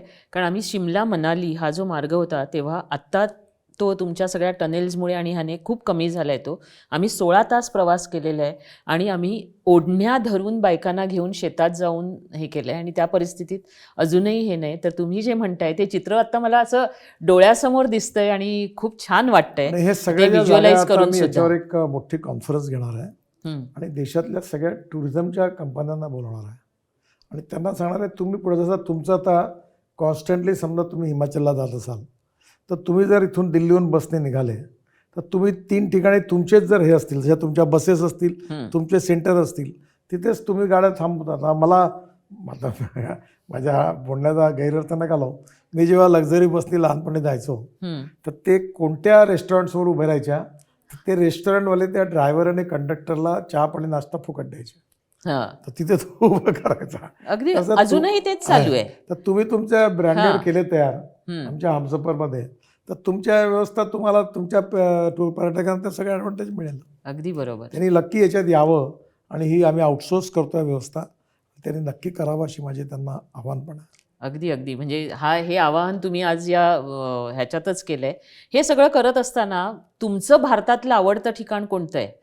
फॅमिलीसह जाण्याचं किंवा तुमच्या मित्रमंडळींसह जाण्याचं? सध्या आम्ही मनालीला जातो. मनालीला एक हॉटेल आहे, बरेच वेळा जातो. हिमाचल प्रदेशमध्ये जातो, पण ते हॉटेल पण छान आहे आणि ते हॉटेल म्हणजे असं पहाडावर आहे. अच्छा. आणि त्या हॉटेलवाल्याचीच खाली ॲपलची बाग आहे. बरं. आणि ते खूप सुंदर आहे, तिथल्या रूम्स वगैरे. आणि मनालीमध्ये काय आवडतं? एक ते हॉटेल आहे आणि सिनरी आहे. त्याच्यानंतर आता मी असं ठरवलं यावेळी की मनालीला गेल्यानंतर तिथून बस घ्यायची आणि त्या बसनी माझं इन्स्पेक्शन होईल. मी तर टनेल अटल टनेलनी निघालं पुढे की मी सरळ श्रीनगरपर्यंत येणार आहे आणि श्रीनगरवरून मग मी जम्मूपर्यंत येणार आहे. तर मला असा एक टूर करायची बसमधून इच्छा आहे आणि आम्ही ही टूर करतो बरं का, मनाली पासून श्रीनगर पर्यंत. झोजिला टनेल, सोनबर्ग टनेल, आता आम्ही सोनबर्गला रोड गेलो बघा होतो, सुंदर आहे. खूप छान. या टनेल आंतरराष्ट्रीय दर्जाच्या आहेत. अगदी अगदी खूप सुंदर. आम्ही ते पाहिलं, म्हणजे त्यावेळी तो सुरू झाला नव्हता, पण ज्या तऱ्हेने ते सगळं इन्फ्रास्ट्रक्चर दिसतंय झाली नाही, अतिशय सुंदर. सोनबर्ग सुरू झाली आणि ही झोजिला आता 1 वर्ष लागेल. 2 झाल्या तर तुमचे 4.5 तास 5 तास कमी होतील एकदम. म्हणजे भारत तुम्ही असा जवळ आणताय ना. तिथे जे स्थान आहे, तिथे जे डंप निघालं ते टाकून त्या कारगिलच्या पहाडीच्या खाली मला बर्फावरचे जे खेळ आहेत, आईसवरचे, त्याचं स्पोर्ट्स खेळ सुरू करणारं मोठं रिसॉर्ट त्या ठिकाणी करायची इच्छा आहे. ती जागा आता आमच्याकडे आहे. तुम्ही कुठे असेल तर जरूर तिथे इंटरेस्ट घ्या, जेणेकरून तिथे लोकांना त्या आईसच्या ह्याच्यात सगळे खेळ एन्जॉय करत तिथे राहता येईल. त्या ह्याच्यात खूप सुंदर आहे. हा ही स्पोर्ट्स टुरिझम आपल्याकडे तेवढं फोफावलं नाही. म्हणजे आपल्याला अख्खा हिमालय असा मिळालेला आहे, काश्मीर पासून अगदी ॲडव्हेंचर स्पोर्ट, वॉटर स्पोर्ट्स, हे 2 प्रकारचे टुरिझम आहे आणि विशेषतः फॉरेस्ट मधलं जे टुरिझम आहे, बरोबर, याला लोक आता खूप जायला तयार आहेत. पण आपल्याकडे तुम्ही म्हणताय तसं सुविधा पाहिजे. सुविधा पाहिजे. तुम्हाला एक सांगतो, सरकार या सुविधा करू शकत नाही, केल्या तर मेंटेन करू शकत नाही. त्यामुळे प्रायव्हेट सेक्टरला याच्यात इन्व्हॉल्व करून, म्हणजे प्रायव्हेट पब्लिक असं करून जर आपण केलं तर मला वाटतं ते खूप चांगल्या तऱ्हेने होईल. बाकीचं त्यांनी डेव्हलप. म्हणजे आत्ता मागच्या आठवड्यात आम्ही ताश्कंदला गेलो होतो आणि ताश्कंदला जे स्लोप्स आहेत सगळे, आणि त्याच्यावर अगदी लहान मुलांपासून अगदी 60-70च्या वयाचे लोक स्कीइंग करत होते. आणि मी प्रश्न सुधीरला विचारला की आपल्याकडे तर हिमालय एवढा आहे, पण आपण हे टुरिझम का नाही अजून करू आपण खरी शकत गोष्ट आहे. किंवा काय? याच्यामध्ये असं आता म्हणजे आम्ही- असं दुःख होतं ते मी सगळं आता तिथे तुम्हाला बघताना. सांगायचं म्हणजे मी 270 रोपवे, केबल कार हां. आणि फॅनेक्युलर रेल, जसं स्वित्झर्लंडला बघितलं ना, ते रूल हो. टाकून ती गाडी जाते, असे 270 प्रपोजलवर काम करतोय. वा. आणि मला एअरपोर्ट जैसे तसे बसपोर्ट बांधायचे आहेत. हम्म, हम्म, आणि हे रोड साईड ॲम्युनिटीज पण हमसफर किंवा बाकी या सगळ्या बांधायच्या आहेत. हम्म, हम्म. तर मी याच्यात लक्ष घातलं आता. पण एक काय आहे की आता खूप मोठं अडचणी काम आहे. येतात. आता Definitely. मध्ये आम्ही ते रोड साईड ॲम्युनिटीज कधी हे केलं तर स्टेटवाले म्हणाले की तुम्ही लँड यूज बदलवला तर तुम्ही आता हा तुम्ही ॲग्रिकल्चरचा लँड यूज आता हा कमर्शियल केला तर मग त्याचे पैसे भरा. आता ते कुठं वायबल होणार एवढं? मी समजवलं त्यांना. तुम्ही ॲग्रिकल्चरचा हे केलात त्याच्यावरनं आठवलं तुम्हाला तुमचं नागपूरमधलं फार्म हाऊस आणि हे, आणि तिथेच एक ॲग्रो टुरिझम हा जो एक भाग आहे, जसे मला वाटतं तुम्ही मगाशी बोलताना म्हणालात व्हॅलेन्शियाला गेला होतात तसं. तुम्हाला तर सांगतो, तुम्हाला कार्यक्रम संपल्यावर मी दाखवेन. हां. माझी पत्नी बघते शेती. आमच्याकडे 1 किलोचा कांदा झाला. आणि हा कांद्याची प्रेरणा कशी झाली की मी हां. हिमाचल प्रदेशमध्ये त्या हॉटेलमध्ये असताना तिथला कांदा गोड गोड लागला. हां. मग मी त्या शेफला बोलवलं, कुठून आला? पत्ता केल्यावर मला त्याचं बियाण्याचं दुकान मिळालं. अच्छा. तिथून मी ते बियाणं आणलं आणि आमच्याकडे तो कांदा लावला ऑर्गॅनिक. हां. 1 किलोचा कांदा. 1 किलोचा एक आणि कांदा. आता माझ्याकडे आज आणलाय, पत्नी आली दिली हां. नागपूरहून, तुम्हाला कार्यक्रम झाला दाखवेन इथं. हे 1 किलो 300 ग्रॅमचा वांगा आहे आणि 320 ग्रॅमची सिमला मिरची आहे. बापरे, ही तुमच्या फार्म मध्ये? हां, ती आणली आहे. आमच्या इथे शेतात घर आहे आणि आमचा सगळ्यात आनंदाचा क्षण म्हणजे, आणि हवा म्हणजे रसगुल्ला खाल्ल्याचा आनंद आहे. तिथे आपण बसतो. आता माझ्याकडे इकडे याच्यात खूप सुंदर आहे. पोल्युशनचा प्रॉब्लेम आहे दिल्लीत, पण आमच्याकडे इकडे बाजूला सोनिया गांधी राहतात, हां. पलीकडे मनमोहन सिंग राहायचे. इथे 20-25 मोर आहेत. ते त्यांच्या घरून उडतात, माझ्या घरी येतात. माझ्याकडे आता या काचेला इकडल्या, त्यांना राजकारण माहित त्यांना काय नाही. माहिती, टक टक करतात. मग आता माझे नातू वगैरे आले की त्यांना सगळं काजू किसमिस फेकतात, ते खातात आणि इथून उडून तिकडे जातात. हो. त्यामुळे इतकं आनंद होतो येणाऱ्या लोकांना इथे बघून त्यांच्यात. हां. त्यामुळे येणाऱ्या काळात निसर्ग, forest, wild life, adventure sports, water sports, आपले नदीचे किनारे, समुद्राचे किनारे, आणि त्याला जोडून आपण हे सगळं जर केलं तर खरंच तुम्हाला सांगतो खूप पोटेन्शियल आहे. भारत जगाची कॅपिटल बनेल ह्या सगळ्या हे बाबतीत, बनेल. आणि सगळ्यात पर्यटनाची. जास्त म्हणजे हे असं क्षेत्र आहे की ते करोडो करोडो लोकांना रोजगार देणार आहे. खूपच छान. मला सांगा, आता तुम्ही हे बघता, मनाली तुम्हाला खूप आवडतं, तसं जगातलं कोणतं ठिकाण तुम्हाला आवडतं किंवा तिथलं काय आवडतं म्हणजे, आणि काय कुठे प्रेरणा मिळते? ती सिटीज आवडतात, निसर्ग आवडतो की काय? मला यावेळी मी बरेच दिवस पहिल्यांदा स्पेनला मागच्या वर्षी गेलो. हां. आणि नागपूर हे ऑरेंज करता प्रसिद्ध आहे. तर मी आमच्याबरोबर एक 40-50 शेतकरी विदर्भातले घेऊन, आणि आम्ही ते सगळे ऑरेंज बघितलं. आमच्याकडे आता क्रांती सुरू झाली.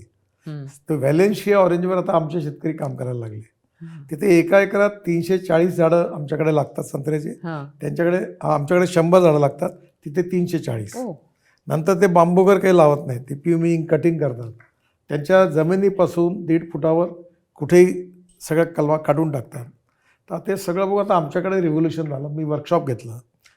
मी जास्तीत जास्त शेतीतच काम करतो. तर आम्ही आपलं एकाला 250 रुपये तिकीट लावलं. कोणी आलं तर नाही, 250 रुपये तिकीट आमच्या ॲग्रो व्हिजनतर्फे. 650 शेतकरी होते. 4.5 तास बसले आणि मोठ्या स्क्रीनवर इस्रायलमधले ऑरेंज, व्हॅलेन्शियामधले ऑरेंज आणि सगळं मांडलं. त्यांना तिथे गेल्यासारखा आनंद मिळाला आणि खूप मोठं परिवर्तन सुरू आहे. आता आमच्याकडे ग्रीन हाऊसमध्ये आम्ही भाज्या लावतो. मी आता हे सगळं झाल्यावर यूट्यूबवर शूटिंग करून आला आहे. करोडो लोक ते बघतात. मी याकरता टाकलं की ते बघून त्यांनाही प्रेरणा मिळेल की आपण हे डेफिनेटली. आता मला विश्वास आहे की मला स्पेन खूप आवडलं. अच्छा. मी स्पेनला काय म्हणजे त्यातलं काय काय काय काय आवडलं तुम्हाला? आर्किटेक्चर सुंदर आहे, बिल्डिंग सुंदर आहे, ब्रिजेस, जगातले सगळ्यात सुंदर ब्रिजेसचे डिझाईन देखणं येतं की तिथलं सगळ्याच गोष्टी सुंदर आहेत. मला यावेळी स्पेन खूप आवडलं. वा. आणि या साईडचा युरोप, वेस्टर्न युरोप साईडला सगळ्यात चांगलं, तुम्हाला आपण शिकण्यासारखं आहे तिथून. एकदा तुम्ही फॅमिलीसह होतात आणि आमचा ग्रुप तुम्हाला एका त्या स्वित्झर्लंड आणि ऑस्ट्रियाच्या मध्ये रेस्टॉरंटला भेटला. हा, ते तुम्हाला सांगतो, युरोपमधलं ते सगळ्यात मोठं ठिकाण कोणतं? टिटलस नाही, हा, माउंट इटलिस. माउंट टिटलस. हा. तिथे बरोबर खाली वडापाव मिळायचा. तिथे एकदम पहिल्या याच्यावर आपल्या एक मराठी माणसाचं, पारशी मुलगा आहे हा, मुंबईला, पारशी मुलगा आहे. त्याचं रेस्टॉरंट आहे. हो. आणि मला एवढे लोक, मी जेव्हा वरती आम्ही गेलो, हा. तर मी जनरली, आमची फॅमिली होती, त्यात जवळपास तुमच्या ग्रुपमधल्या 50-60 बायका सगळं सोडून माझ्या घरात नितीन गडकरी. मी सगळ्यात फोटो काढता काढता अर्धा तास तिथे गेलो. रुस्तम अंतालिया त्याचं नाव. तुम्ही ज्या माणसाचं म्हटलं त्याला मी नक्की सांगेन की आणि कसं त्याच्या अजून सगळ्या साहेब अजूनही आठवतात इंडियन त्याला. डिशेस सुंदर. हो हो हो. आणि आम्ही व्हेजिटेरियन आहोत सगळे. हम्म. आणि प्रत्येक चहा, हा. आपला हा जो चहा आहे, अद्रक टाकलेला कडक हा. चहा, तर ते आपल्याला तिथे वेगळे आहेत. हा. त्यामुळे प्रत्येक ठिकाणी त्याची विशिष्टता आहे. आणि मला याचा खूप आनंद झाला की कुठे आम्हाला असं वाटलंच नाही की आम्ही देशाच्या बाहेर होतो. हो. आणि तुम्ही बाहेर गेलात तरी तुम्हाला इंडियन फूड खायला आवडतं? नाही, आम्ही यावेळी बाकी पण केलं, हा. पण माझ्यावर पत्नीला, तिला चायनीज, मला आवडतं. अच्छा. आम्ही यावेळी थाई फूड खाल्लं, यावेळी तिकडलं युरोपियन पण खाल्लं, टेस्ट केलं. हा. आम्ही अशा हॉटेलमध्ये की दोन्ही पण फूड टेस्ट केलं. बरोबर बरोबर. यावेळी आम्हाला स्वित्झर्लंडमध्ये, ऑस्ट्रेलियामध्ये खूप हे आलं. ती स्वित्झर्लंडमधली ती चॉकलेट फॅक्टरी बघितली आम्ही. हा. लिंट. तिथे फुकट चॉकलेट होते, ते खाता येत होते. बाहेर आल्यावर 450 शुगर झाली होती. चॉकलेट टेस्ट करता करता एवढे म्हणजे लहान मुलांना सुद्धा ते जेव्हा ते फुकट आणि भरपूर अबंडंट असतं तेव्हा जी पण तुम्हाला हे दिसते बघा, ती ती मला factory तुमच्या खराब. चेहऱ्यावर आता दिसली. तुम्हाला ना खूप सुंदर चॉकलेट. हो हो, अतिशय सुंदर. म्हणजे रॉजर फेडरर त्याचं प्रमोशन करतोय आणि हे आहे अतिशय सुंदर खरंच factory आहे. सुंदर. म्हणजे आमच्या ज्या स्वित्झर्लंडच्या मोठ्या टूर्स असतात तुम्हाला सांगू त्याच्यात का, आम्ही दाखवतो ते. इतिहास, संस्कृती आणि विरासत ती कायम ठेवून, आणि विशेषतः इकॉलॉजी अँड एन्व्हायरमेंटमधलं जल, जमीन, जंगल आणि जानवर, वा. या तिघांना प्रोटेक्ट करून लोकांना इकॉलॉजी, एन्व्हायरमेंटशी कुठेही आपण कॉम्प्रोमाइज नाही करत, म्हणजे त्याचं कुठे नुकसान होता कामा नये, ते करून या निसर्गाचा आनंद लोकांनी घेणं हा एक वेगळा आनंद आहे. आणि आता आपल्याकडे पण आता केमिकल पेस्टिसाईड, फर्टिलायझर विरहित ऑर्गॅनिक फूडचं आलं, फ्रूट्स आहे, व्हेजिटेबल्स आहेत, ज्युसेस आहेत, तिकडे मिळायला लागली. एकंदरीत लोकांचे पण याच्यात खूप बदल झाला आहे. आणि आता सगळ्यात महत्त्वाचं म्हणजे युनोमध्ये एक भूतानच्या प्रधानमंत्र्यांचं, भूतान खूप सुंदर आहे. हो. मला खूप तुम्हाला आवडलं? हां, मला आवडलं. तर तिथे आता त्यांनी एक डोमेस्टिक हॅपी वुमन इंडेक्स असा एक नवीन कन्सेप्ट म्हणला, सुखांक. हो. सुखांक म्हणजे हा एक प्रकारचा आनंद आहे टुरिझममध्ये मिळणारा. आणि या सगळ्या याचा आनंद घेत असताना माणसाला त्याचा सुखांक वाढतो. हो. सरकारचं कर्तव्य आहे की सर्वसामान्य माणसाचा सुखांक, हॅपी ह्युमन इंडेक्स डोमेस्टिक कसा वाढावा. आणि तो या छोट्या छोट्या गोष्टीतून, health services, education, tourism, entertainment, या सगळ्यातून वाढतो. आणि आपल्या कला आहेत त्याही ठिकाणी येतात. तर ती एक तुम्हाला युरोपमध्ये आहे, ते लाकडावर टप टप टप टप करत नृत्य करतात सगळे. आपली इंडियन लोक त्या ह्याच्यात केवढे असतात. कधीपासून नॉर्थ ईस्ट मला वाटते ऑस्ट्रियातही ते आहे. हा. तर ते किती पॉप्युलर आहे, ते पुरी फॅमिलीच्या फॅमिली ते काम करतात. एकंदरीतच आहे तिथल्या रोपवे, केबल कार, तिथे हायेस्ट लेवलवर ते रेस्टॉरंट्स, कॉफी पितात लोक. हळू आपल्याकडे सगळं आहे. जो तो आनंद आपल्याला मिळतो तो अजून आपल्याला इथे हा मिळत नाही. सगळं काही असून जेवढं मला शक्य आहे आमच्या डिपार्टमेंटमधून हे सगळं विकसित करण्याचा प्रयत्न आम्ही करतोय. त्याला सुरुवात केली आहे. नक्कीच याच्यामध्ये आता 3-4-5 वर्षात या पुष्कळ बदल होईल. आणि आम्ही बघतोय त्याच्याकडे. लंडन विषयी तुमचं काय मत आहे? म्हणजे लंडन पण छान आहे. छान आहे. पण तिथे काय होतं कधी कधी की आपण इंडियन रेस्टॉरंट म्हटलं तर ते आजकाल काय बांगलादेशी आणि पाकिस्तानी जे आहेत ते आपल्या रेस्टॉरंटला इंडियन रेस्टॉरंट, इंडियन नावच देतात ते. कारण आणि रामकृष्णाचे फोटो वगैरे असतात. नंतर लक्षात येतं की हे अर्थात त्यातलं फूड चांगलं असेल तर काही अडचण नाही. बरोबर. लंडन पण छान आहे. पण मला लंडनपेक्षा आता यावेळी स्पेन जास्त आवडलं. स्पेन जास्त. मला जर्मनी आवडलं.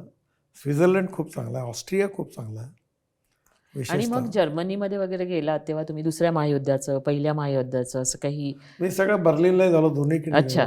ते वॉल सगळं खूपच शिकण्यासारखं आहे. हां. बघा, जर्मनी म्हणजे परफेक्शन. आजच सकाळी माझ्याकडे जर्मनीमधले अँबॅसेडर आपले मराठीचे गुप्ते म्हणून, हं. आजच त्यांच्याशी बोलत होतो.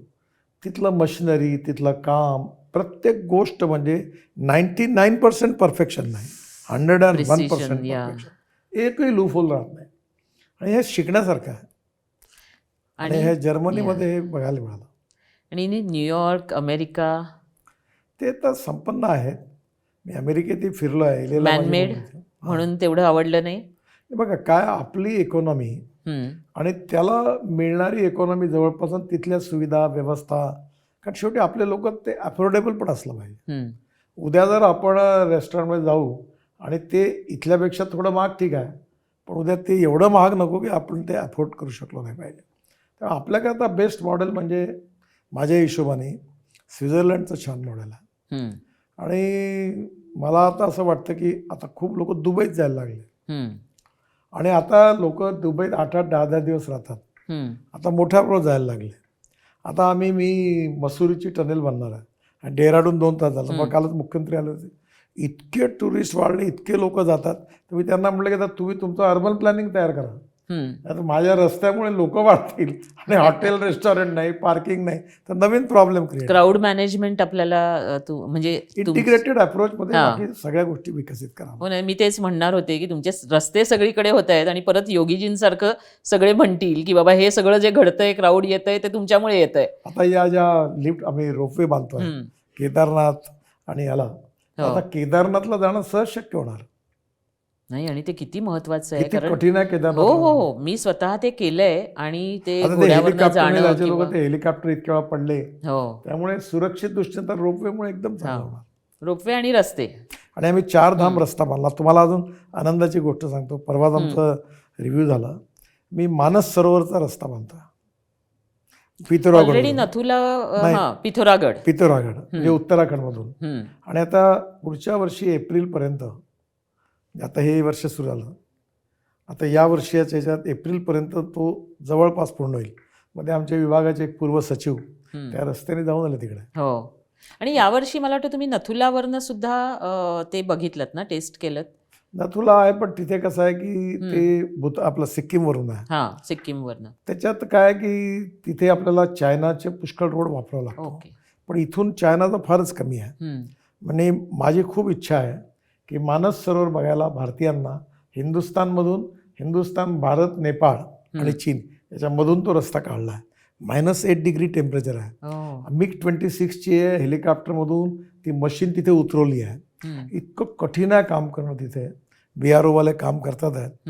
मी त्यांना म्हटलं काय अडचण तर मला सांगा. आणि ते चालू आहे प्रयत्न, कठीण काम आहे. We will also look forward to, कारण हे झालं अदरवाईज की जाणं खूप मानस कठीण आहे. सरोवर पिथोरागडवरून, उत्तराखंडवरून इकडनं जा, खूप छान आहे. आणि अभिमानाने जाऊ आपण. आज आपण आपल्याला इतकी- शेवटचे 20-25 किलोमीटर फक्त चायनाचा रस्ता आहे, हां. बाकी सगळे इंडियात. वा, कुठे कुठे तुमचं हे सगळं विश्व जे पसरलेलं आहे. म्हणजे कारण मानस सरोवराला तुम्ही जाऊ नका असा मला सल्ला दिला होता. एक तर ते विजाच्या गडबडी, त्याच्यानंतर तो आता सध्या आपण जाण्याचा काय करतो, नेपाळला जातो हां, आणि नेपाळमध्ये नेपाळचा विसा घेऊन मग चायनात जाणार. नेपाळमधनं चायनाचा विजा, तो दिल्लीहून येतो आणि म्हणजे तिथे जाऊन अडकायचो आम्ही आणि त्याच्यानंतर जायचो. त्याच्यामुळे आम्ही अगदी वाट बघतोय की तुमचा हा रस्ता कधी तयार होईल. आणि पुढच्या वर्षी, या वर्षात डिसेंबरपर्यंत सगळं फायनल व्हावं. पुढच्या नवीन वर्षात मलाही जायचं आहे. पत्नीला मी जाऊ दिलं नाही होते की या रस्त्यामध्ये इकडून जाऊ. माझी अजून हिंमत होत नाही, कारण मला ते ऑक्सिजन कमी पडायला मला जरा प्रॉब्लेम येत होता. त्यामुळे मी तो बघायला पण जाऊ शकलो नाही. पण ते नक्की करू. वा, या लद्दाख लेहमध्ये गेल्यावर आम्ही तिथे गेलो, तिथे जर सवय नसेल तर ऑक्सिजनचा तिथे पुष्कळ लोकांना हो नाही. आणि तिथे ॲक्लमॅटाईज व्हावंच लागतं. म्हणजे तुम्हाला तो वेळ कसा मिळणार ॲक्लमॅटाईजचा मला माहित नाही. हॉटेलमध्ये थांबलो. हां, इव्हन मी प्रधानमंत्र्यांबरोबर गेलो तेव्हाही तिथे थांबलो थोड्या वेळ. नंतर कार्यक्रम केला. बरोबर, कारण ते अदरवाईज कठीण आहे. पण आम्ही हजारो प्रवासी घेऊन जातो तिथे. आणि कारण ते टेरेनच आपल्या भारताचं कम्प्लीट वेगळं आहे आणि काहीतरी एक वेगळाच हे येतो. मी आता लद्दाख लेहवरून हेलिकॉप्टरने ती आपली सीमा आहे तिकडली, त्या सगळ्या हिमालय असा वरतून छान बघितला. खूपच म्हणजे असामान्य नैसर्गिक सुंदर आहे. नाही, ते म्हणजे वर्णनच नाही करू शकत. अक्षरशः वर्णन नाही करू शकत. आणि म्हणूनच ती एक वेदना आपण जेव्हा बाहेर फिरतो तेव्हा जाणवते की जे सगळं आहे ते इथे आपल्याकडे पण आहे. पुढल्या 5 हां. वर्षामध्ये त्यांच्या इतकं नाही, पण हां. त्यांच्या जवळपास पोहोचणारं टुरिझम आणि व्यवस्था नक्की होईल. अगदी अगदी खूपच छान आत्ता तुम्ही सांगितलं. मला आणखी 2च प्रश्न, आता 2-3 प्रश्न विचारायचे आहेत. एक म्हणजे घरातनं जे पर्यटनाला निघता तुम्ही, तेव्हा कोणाचा विटो चालतो? कांचनताईंचा की आम्ही महाराष्ट्रीयन माणसाला आवडी तुझी चिवडा आणि चकली. आणि आमच्याकडे तुम्हाला मी सांगतो, जगात कुठेही जा, भारताला बरोबर न्यायचं असेल तर आम्ही आंब्याचं लोणचं किस करतात अच्छा, आणि त्याला ते तिखट टाकून त्याला तक्कू म्हणतात आमच्याकडे. ओके. तक्कू. तक्कू तो जो असतो तो कुठे काही नाही मिळालं तरी ब्रेड लावलं, बटरला आणि तक्कू लावला की भारत तुझ्या आठवणीत नाही काढावं. तुम्ही अगदी एकदम टिपिकल भारतीय पर्यटक आहात. आणि खाणं हा केंद्रबिंदू आहे. खाणं, हां. एन्जॉय करणं. हां. आणि त्यामुळे आता आम्ही आमच्याकडे यावेळी काय केलं, आता मला हं. अजून एक चांगलं वाटलं, आमचा थोडा बदल झाला. हं. आता आम्ही सगळेजण जातो तर आम्ही बंगला किराणी घेतो, अच्छा. पूर्ण बंगला, हां. 8-10 त्याला Rooms व्यवस्थित मोठा असतात. बंगला, 2 बंगले घेतो हां. आणि तिथे आम्ही किचन असतं. मग मी कोणी भाजीचा कापतं, कोणी सॅलड तयार करतं, मग ते पराठे तयार करतात, मग कांदे भात कांदे असतात वा. ना. आम्ही प्रत्येक तांदूळ बरोबर घेतो, कांदे घेतो, खिचडी, ओ. पिठलं, आपलं पापड, ते सांडगे मिरचे ते तळून पूर्ण आम्ही स्वयंपाक रात्री करू. ओहो. रात्री आलो किती मग सगळे जेवढं एकत्र बसून जेवतो. क्या बात आहे. हे अगदी खरोखर म्हणजे आता अगदी आजकाल ते टिपिकल. फास्ट फूडमध्ये उपमा, पोहे सगळे आले आहेत. ते गरम पाणी टाकलं आता त्याहीपेक्षा मग आम्ही पोहे बरोबर घेऊन जातो आणि सकाळी बरोबर. आणि दुसरं, रात्री जे भात आणि पोळ्या वाजतात त्या सकाळी काढून त्याचे कुटके तयार करतो ते. आणि ते तिखट काय मीठ टाकून. टेस्टी टेस्टी लागतात. होतात ते.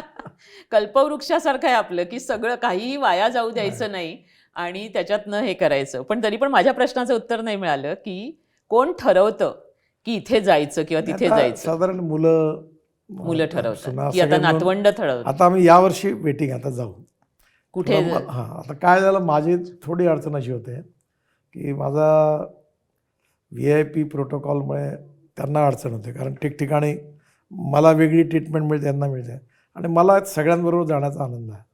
तर मग एकदा गेलो ॲम्बॅसेडरला, एकदा मी सांगतो की आता तुम्ही काही काळजी करू नका, मग तेवढं आमची गाडी आणि एक ड्रायव्हर तरी ठेवा तुम्ही. ते ठेवतो आणि मग तो आमच्या मागे फिरतो, आम्ही बसने जात असतो. कुठे जायचंय अजून फॅमिलीला घेऊन तुम्हाला यावेळी अरुणाचल प्रदेशला जायचं आहे आमचं. भारतात आणि भारताबाहेर? भारताबाहेर आता अजून असं ठरवलं तुम्ही नाही. तुमच्या प्रवासात असं बघितलं असेल की अरे इथे फॅमिलीला घेऊन यायला पाहिजे, किंवा यावेळी जर तुम्हाला सांगू का, कांचनताई म्हणजे याच्यातली कांचन एक माझ्या बरोबर असती तर गमतीदार बरं झालं घटना असतं. सांगतो. हां. गमतीदार घटना. हां. मी ज्या ज्या देशात गेलो तेव्हा इतकं चांगलं आहे तिथलं सगळं की माझी पत्नी दरवेळेला असं मला म्हणते येताना की आता आपल्याला पुढच्या वेळी इथे जायचं आहे. वा, त्यामुळे प्रत्येक डेस्टिनी ही पुन्हा आपण येऊ असाच भाव असतो मनात. क्या बात आहे. इतका त्याच्यातला आनंद आहे आणि चांगला आहे. असे काही पदार्थ तुम्हाला आठवतात की देशाबाहेरचे, की जे तुमच्या लक्षात राहिलेत? कारण तुम्ही एवढं खाण्यावर प्रेम करता, तर कोणते असे पदार्थ लक्षात तर राहिले? आम्ही स्पेनमध्ये व्हेजिटेरियन याच्यात पुष्कळ पदार्थ खाल्ली, अच्छा. चांगली आवडली. त्यांचं पायला वगैरे. हां, छान. हो. फक्त मला काय की मी अंडर मशरूम खात नाही. बरोबर. ते आम्ही सांगतो त्यांना की हे नको आहे, मिळतात. आणि काय झालं, बहुतेक ठिकाणी जे इंडियन रेस्टॉरंट आहेत त्यातले शेफ, आणि आता मला बहुतेक सगळे ओळखतात, हां. त्यांना एवढा आनंद होतो. अनेक वेळा आमच्यावरती म्हणून पैसेच नाही घेत, हो. नाही तुम्ही नाही, आम्ही येणार नाही पुन्हा, आणि ती जे म्हणाल ते करून घालतात. हो, ज्या ज्या रेस्टॉरंटमध्ये तुम्ही गेला आहात युरोपमध्ये किंवा कुठे, त्या सगळ्यांनी तुमचे फोटो तिथे लावलेत. हा. तुम्हाला आयडिया नसेल त्याची, पण त्यांनी अभिमानाने लावलेत ते. लावलंय. खूप छान. म्हणजे लोकांचं प्रेम. दुसरं कुठेतरी भारतीय मिळतात. हां. आता तिथे आता मी पॅन्ट शर्ट वेगळ्या ह्याच्यात असतो, इथला वेगळा ड्रेस असतो, ते ओळखतात आणि मग सगळे धाव देतात. माझी आई म्हणते तुम्ही आता फोटोज काढा, बायको म्हणते की तुम्ही फोटो काढत बसा. ते कंटाळून जातात, कारण तिथं वेळ जातो पुष्कळ वेळा. आत्ता तुम्ही एवढं फिरलं, एवढं सगळं अचीव केलंय, सगळं केलंय, अशी मनात काही रुखरुख आहे आईबाबांच्या बाबतीत किंवा ह्यांच्या बाबतीत, की त्यांना इथे घेऊन जायला हवं होतं, किंवा कांचनला मी अजून इथे घेऊन जाऊ शकलो नाही? नाही आहे. माझा स्वभाव असा आहे की जिओ और जीने दो, खाओ पिओ मजा करो. आणि मी एक गोष्ट लोकांना सांगतो नेहमी की परमेश्वराने आपल्याला जे दिलं ते आपल्या अवकात आणि हैसियतपेक्षा जास्त दिलं आहे. त्यामुळे जो माणूस आपल्या भविष्याचा विचार करतो तो दुःखी होतो, कारण समाधान हे मान्यावर असतं. स्कूटरवाल्याला कार पाहिजे, कारवाल्याला मर्सिडीज पाहिजे, त्यामुळे पूर्ण समाधान कधी मिळत नसतं. त्यामुळे आम्ही आनंदात राहून, आता परवा आम्ही खेड्यावर गेलो सगळे माझे मित्र वगैरे. आमच्याकडे एक छोटा हे आहे, माईक आहे आणि एक स्पीकर आहे. अच्छा. आणि आम्ही 25-30 जण माझे मित्र म्हणून सगळ्यांनी गाणे म्हटली. आम्ही हुरडा खाल्ला, आमच्याकडे हुरडा वांग्याचं भरीत खाल्लं. रात्री 11 वाजेपर्यंत आमच्या तोंडाला पाणी सुटतंय आता. पण मित्रमंडळींसाठी वेळ मिळतो तुम्हाला? हो, मी माझं आयुष्य माझ्या हिशोबाने जगतो. क्या बात. बाकीशी काही घेणं नाही. हे राजकारणात असून तुम्ही बोलताय आणि एवढ्या मोठ्या पदावर. मला आता काय करू, मला फुटपाथवरच खाणं आवडतं. आता माझ्यावर 50 पोलीस असतात. आता मी आज जिथे जाणार आहे ते मी अजून माहीत नाही कोणाला कुठं जाणार. मी बरोबर आता निघीन तेव्हा सांगेन की या रस्त्याने जाणार. म्हणजे उगाच पोलीस रस्ते अडवतात, त्या हॉटेलमध्ये कोणाला जाऊ देत नाही. आणि ते सुद्धा तुम्ही जाणार आहात ते खाण्यासाठी जाणार. हा, बिलकुल. क्या बात आहे, क्या बात आहे.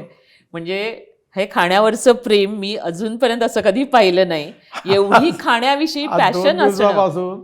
ती मक्याची रोटी आणि सरसू का साग आणि गूळ आणि तूप आणि ते लोणी, त्या धाब्यात मी एकदा गेला, तिथं मला आवडतं ते. आमच्या सगळ्यांचं आता जायचं आहे तिथे.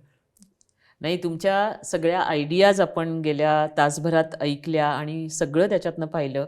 आणि माझी देवाजवळ अशी प्रार्थना आहे की तुम्हाला दीर्घायुष्य लाभो आणि तुम्ही भारताच्या या सगळी जी काही प्रगती आत्तापर्यंत ऐकली आणि तुम्ही सांगितलीत, आणि खास करून आम्ही पर्यटनात आहोत म्हणून आम्हाला वाटतंय की ज्या सगळ्या सुविधा आम्ही जगात बघतो त्या सगळ्या इथे व्हायला पाहिजेत.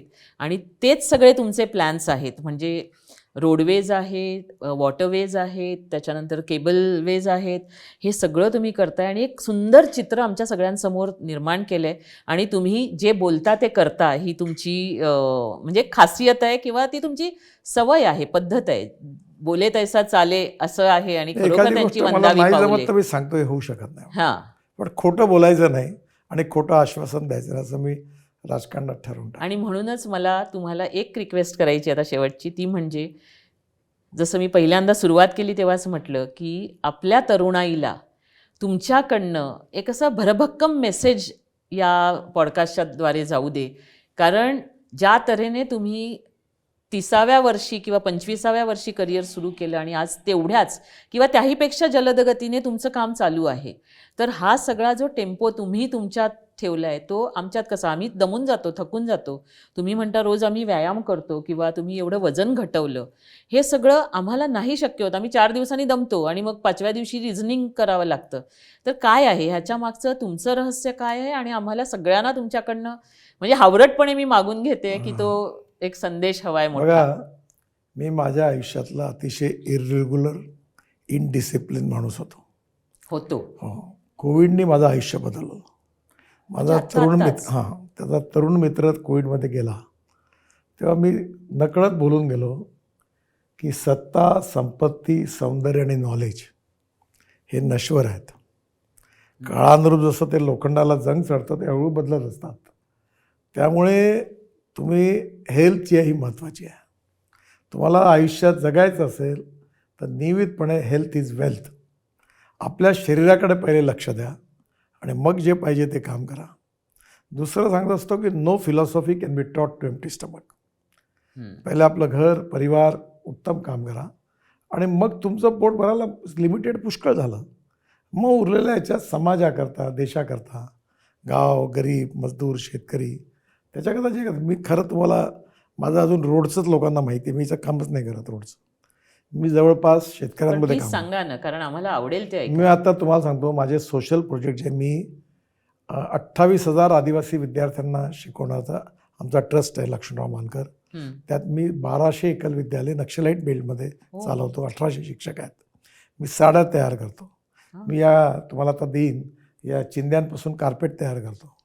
मी ऑर्गॅनिक फार्मिंगमध्ये आहे, ॲग्रो विजनमध्ये आहे, कल्चरल इव्हेंट करतो दरवर्षी. 50,000 लोक. आता यावर्षी 3 लाठीचार्ज झाले. मी स्पोर्ट्स इव्हेंट करतो. 80,000 खेळाडू खेळतात 17 दिवस. बापरे. नंतर मी स्पोर्ट्स, कल्चर आता ॲडव्हान्टेज विदर्भवर आहेत, या 7.5 लाख कोटीची गुंतवणूक आली. देवेंद्रजी असतात, महाराष्ट्र सरकारचं सहकार्य असतं. मी ठरवलं की politics is the instrument of socio economic reform. त्यामुळे मी ठरवलं की आपल्याला मनसा सततम स्मरणीयम, वचसा सततम वदनीयम, लोकहितम मम करणीयम. मी लोकसभा लढून आलो, पण मी लोकांना सांगितलं की माझ्या एजेंड्यावर मी चालीन, तुमच्या नाही. माझी हिम्मत आहे, जो करेगा जात की बात उसको ठोकूंगा म्हटलं. नो जात, no discrimination on the basis of caste, creed, sex, religion, no. जे योग्य काम असेल ते सगळ्यांचं करेल, चुकीच नाही करणार. आणि मी याच्यात ओपन आहे, स्पष्ट आहे, मला कधी अडचण नाही झाली याची. आणि म्हणून आपण आपलं सांभाळून देशाकरता, समाजाकरता, गरीब माणसाकरता आपल्या मर्यादासमोर थोडं प्रत्येकाने करायचा प्रयत्न केला तर आपला देश बदलू शकतो. ती बदलवण्याची ताकद आपल्या देशाच्या युवकांमध्ये आहे आणि नक्की हा बदलेल. वा, थँक्यू व्हेरी मच नितीनजी. आणि मला एक तुम्हाला रिक्वेस्ट करायची आहे की आमचं एक मेमरी बुक आहे, हां, त्याच्यात तुमचा ऑटोग्राफ हा खूप जरूर. महत्त्वाचा आहे आमच्यासाठी.